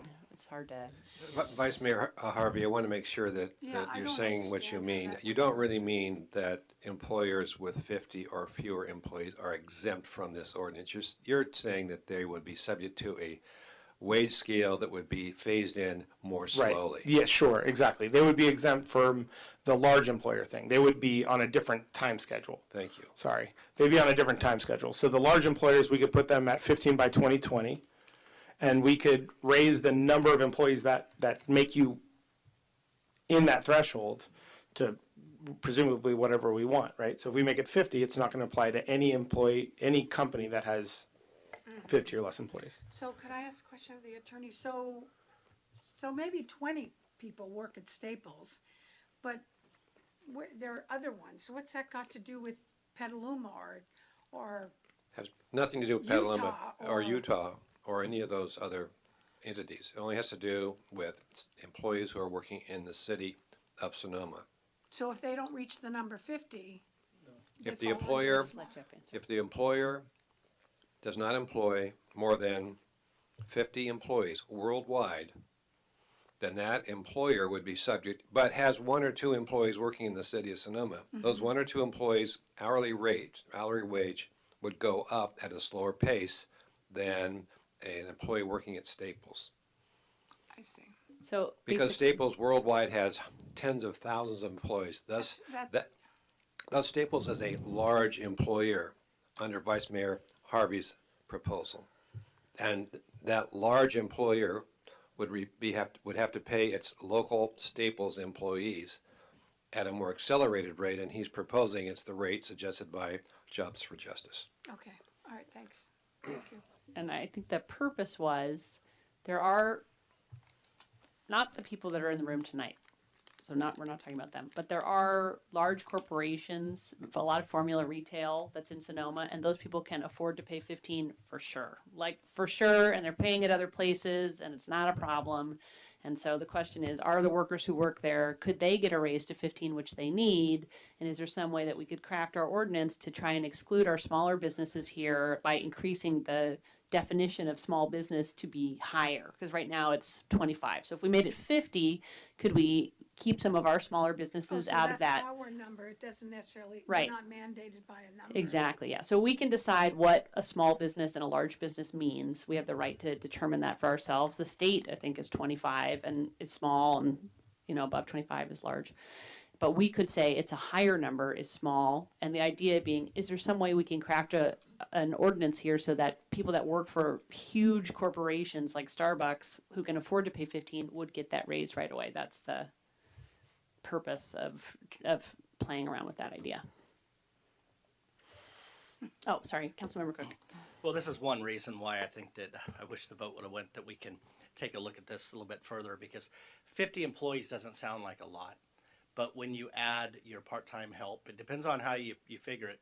You might be thinking that somebody that you're going to exempt, you're actually, I know that 50 employees, there's a lot of companies that have over 50 employees when they count.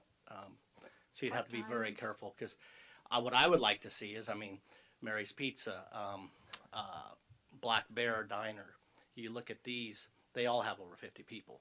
Maybe you don't think about that because, and then if you look at the wineries, all the wineries pay above this anyway, but Yeah.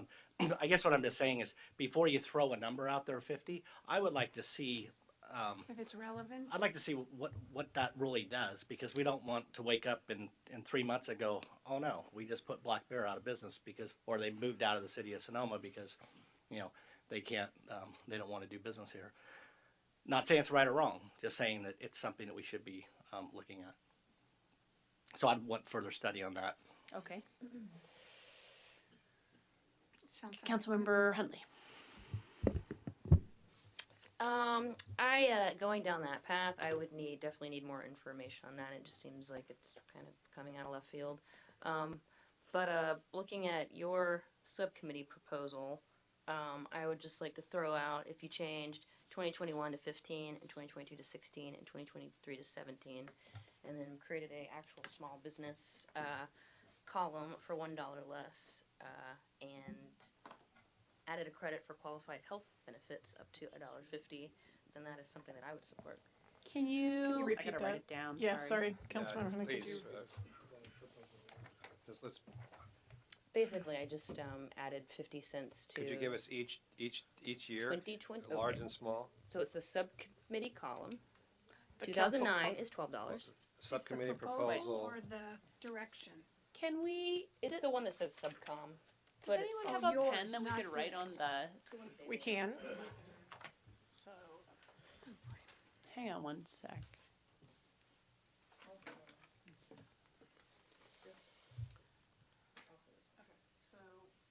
So if we go, can you just, okay, all right, so she's on it. So for 1350, you're talking about, what is your proposal for that? 1350. Okay, keep that the same. So can you put a check by that? Okay, 1450? 15. Oh, make Those are it for 15. all, those are large employer numbers. Okay, make it 15 instead of 1450. Then Okay. 16, and then 17, and then CPI. And this would also be paired with a credit for qualified health benefits up to $1.50.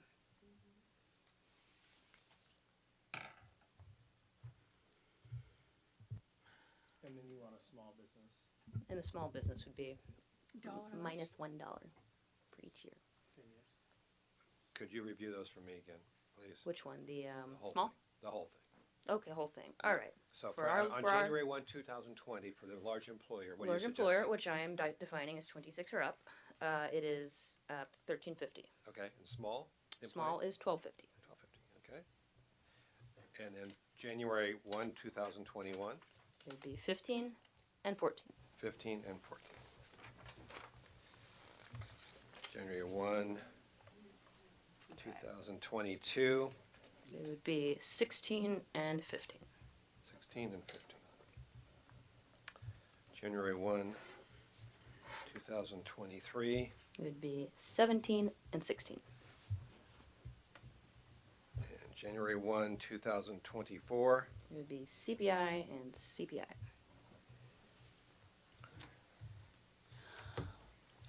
I can support that, great. Could I ask about the date, 1/1/20?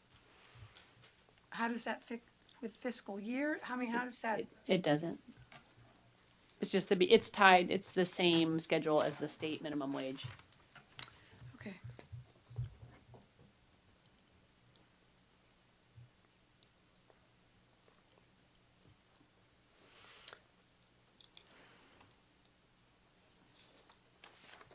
Okay. So are we intending tonight, I'm imagining that we're gonna go back to the ranch, regroup a little bit, come back with a complete draft, yes. have time to that's- meditate about it, and then we yeah, can talk about That's it. certainly my leaning right now. Can we have a motion or a straw vote on that proposal?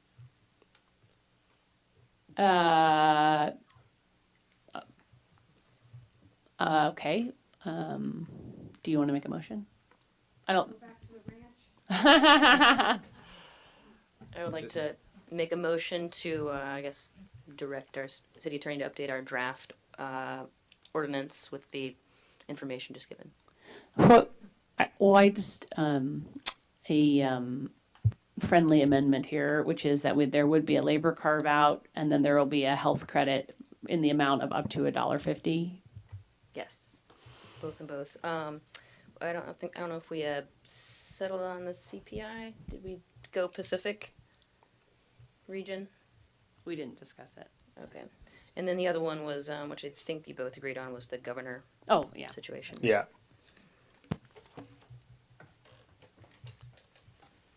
The CPI specific, is that the proposal?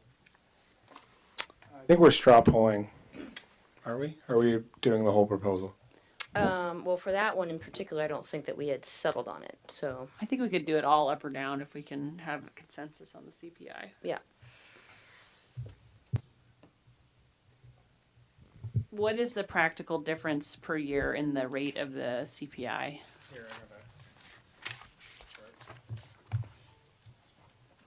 It's higher than U.S. cities, but lower than the Bay Area. Okay, so it's the left column? Yeah, Pacific region Okay. is here. So Pacific region was 2.6 and Western region was 2.3. And then what Jobs with Justice is proposing, and what I think is, I mean, the Bay Area CPI is 3.5, which I think is closer to who we are than cities in Alaska, but I want to pass something, so. I guess I'm just cognizant of the fact that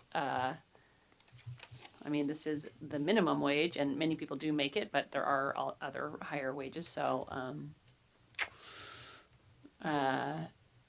I'm comfortable with the Pacific region, probably. Or what we said, Western region last time, and now it's Pacific is your proposal, correct? Yeah. So, Madam Mayor, there's a motion. I'll make a second.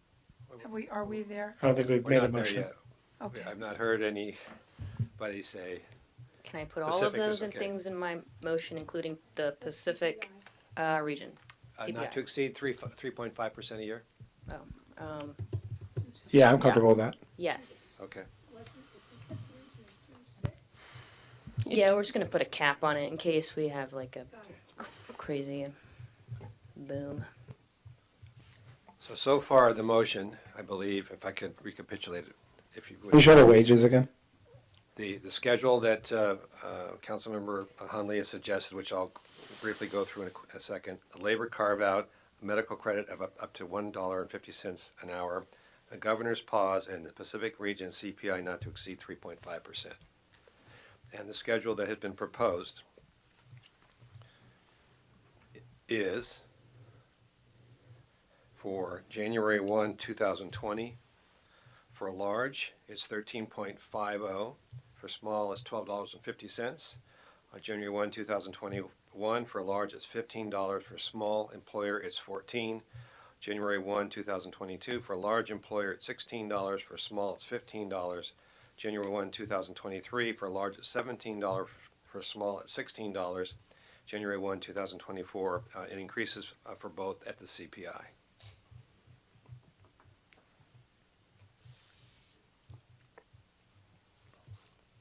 And the CPI is Pacific region. Correct.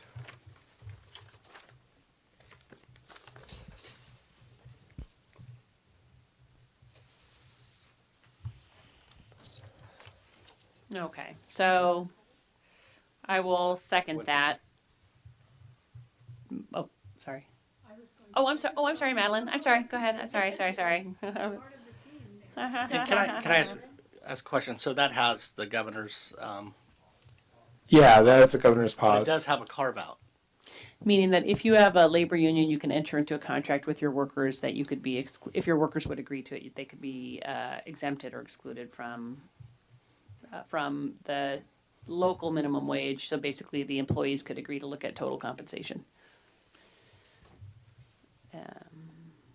It's a contract with your employees. They don't know Right. they can be part of their own union. So two people can form a union. They just have to sign a contract with their employer. So they don't have to be part of SEIU or any other union. They can form their own. There just has to be a labor peace agreement with your employees. Oh, thanks, Madeline. A second, and can we have a roll call? Vice Mayor Harvey. Yes. Councilmember Agramonte. Councilmember Cook. No. Councilmember Hundley. Yes. And Mayor Harrington. Aye. Motion passes 4-1. Great. So then I just want to, thank you very much. I wanted to talk about the timing about having a first reading then, a new first reading. When would that be?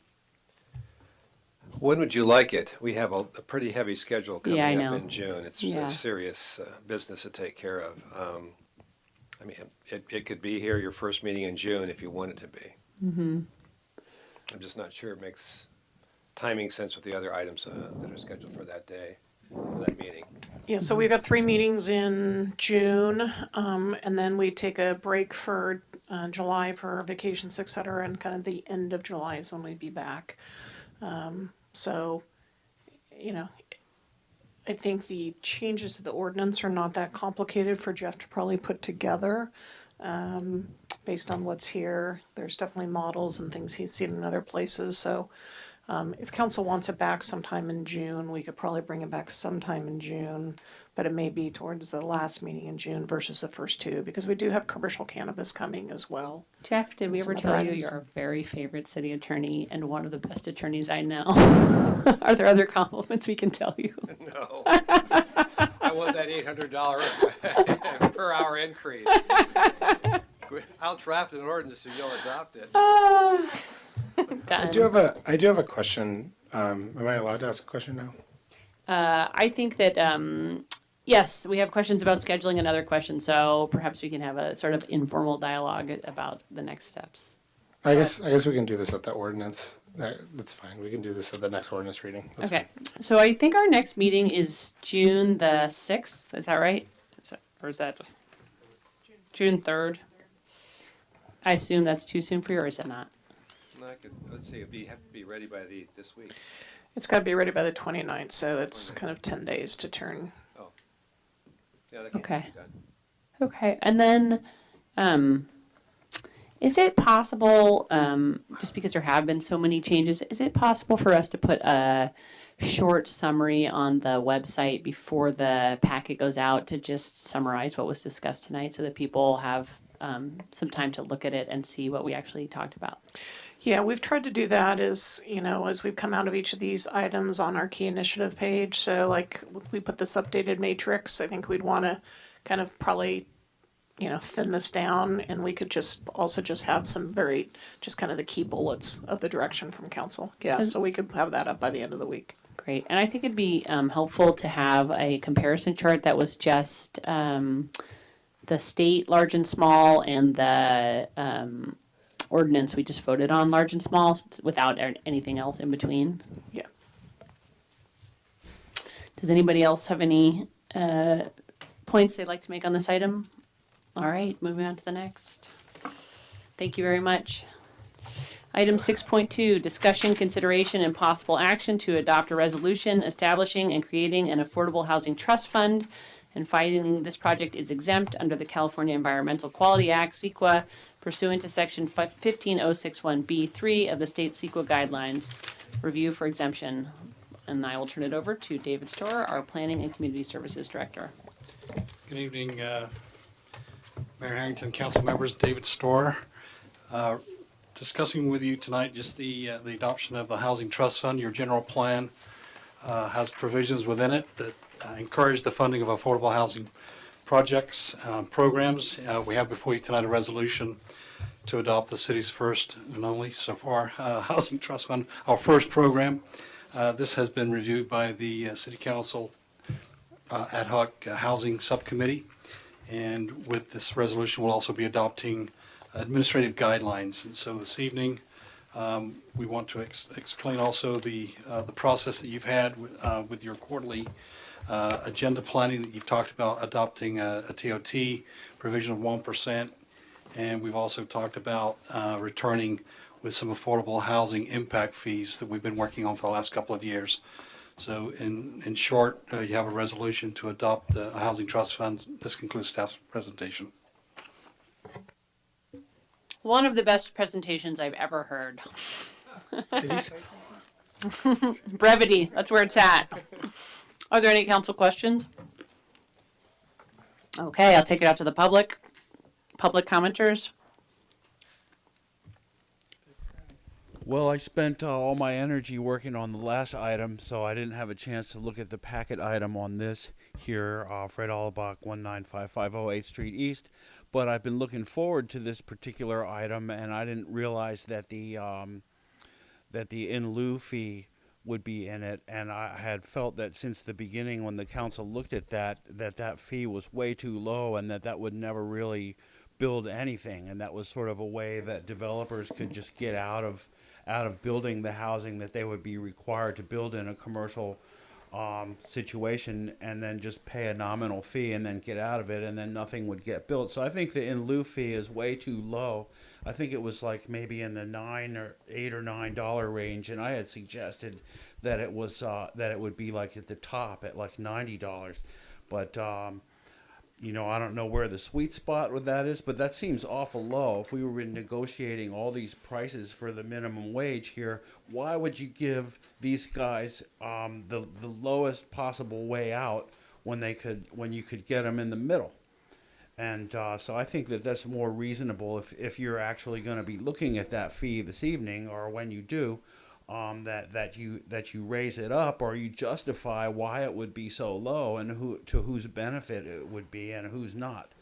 As far as the TOT and the Housing Trust Fund, I think it's a great idea, and I'm not sure, you know, I had spoken with another member of the community today who said something to me, and that said that as part of this particular ordinance, that the council should reserve the right to how to dispose of the money themselves in the ordinance. And so I think that that might be something that you would consider as well, that you would have the approval of that.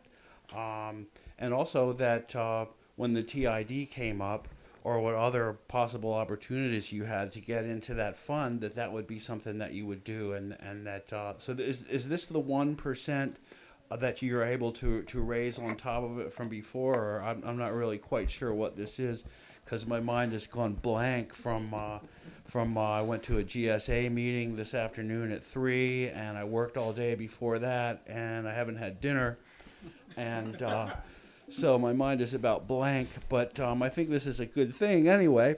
So there you go. Fred, that was one of the best public comments you've ever given.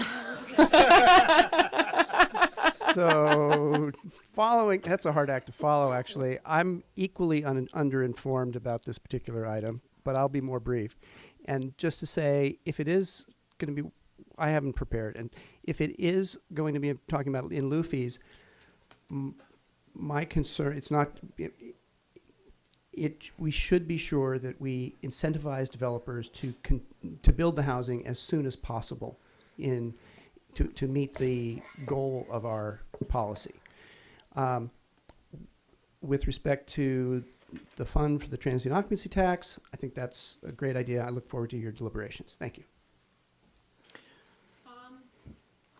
Tom, that was one of the most concise public comments that's been made in the last 5 minutes. Well, I just thought everyone needed some compliments. Councilmember Hundley wanted to answer the questions, but if you just give me one moment, can you refresh our memories here? The in lieu fees, didn't we vote that they're only applicable on very, very small projects where it's like a fraction of a, do you remember what it is?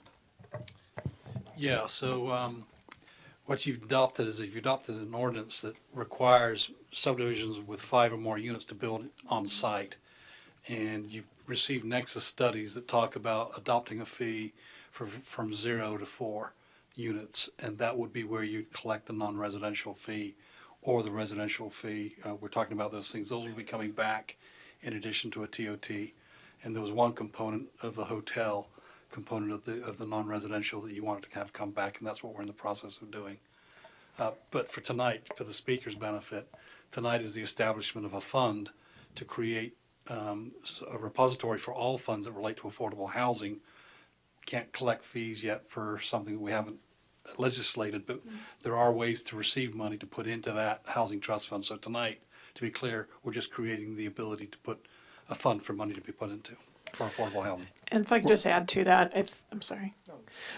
So I guess the way I've described this to folks is that you are creating a housing trust fund, which is basically the umbrella. And we've listed all the different types of things that you might want to do within that housing trust fund. But then council will create separate programs, like your accessory dwelling unit fee waiver program. And you'll say, these are the policies, this is how we want to spend this money, this is how much we want to do. And then we take that program and we put it within the housing trust fund, and then we follow your direction.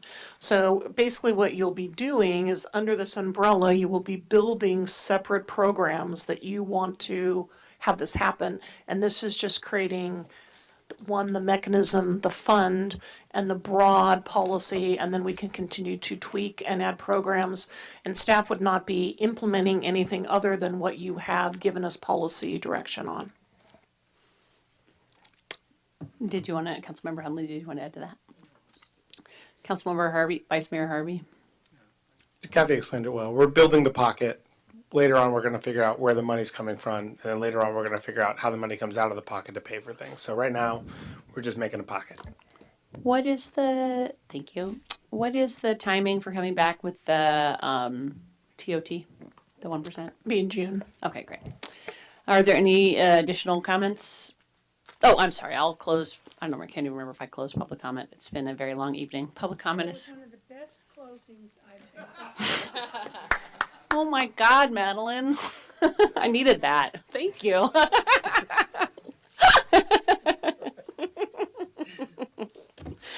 I'm really excited we're doing this, and I'm glad we're doing it, and I make a motion to approve the trust fund. Second. Roll call. Mayor Harvey. Yes. Councilmember Agramonte. Councilmember Cook. Aye. Councilmember Hundley. Aye. And Mayor Harrington. Aye. Motion was unanimously approved. All right, item 6.3, discussion, consideration, and possible action to adopt a resolution extending an accessory dwelling unit ADU fee waiver program to June 30, 2020, transferring up to $25,000 from reserves to the Affordable Housing Trust Fund that we just approved. Approve as a formal program of the Housing Trust Fund and find that this project is exempt under the California Environmental Quality Act, CEQA, pursuant to section 15061B3 of the state CEQA guidelines, review for exemption. And I will turn it back over to David Storer, the Planning and Community Services Director. Thank you, Mayor Harrington, council members, David Storer. As a result of the fires, you adopted an ADU fee waiver program, among other things. It's been extended a couple of times. Tonight's resolution will be extending it for an additional year till summer of 2020. And we'll also be having a provision within the ADU program, within the resolution, that then recommends that any funds that are still in the fund at that date will then transfer into the new HTF Housing Trust Fund that you've just adopted. And this program has also been looked at by your housing subcommittee of the City Council, and this concludes staff's report. Are there any council questions? Seeing none, I'll take it out to the community for public comment.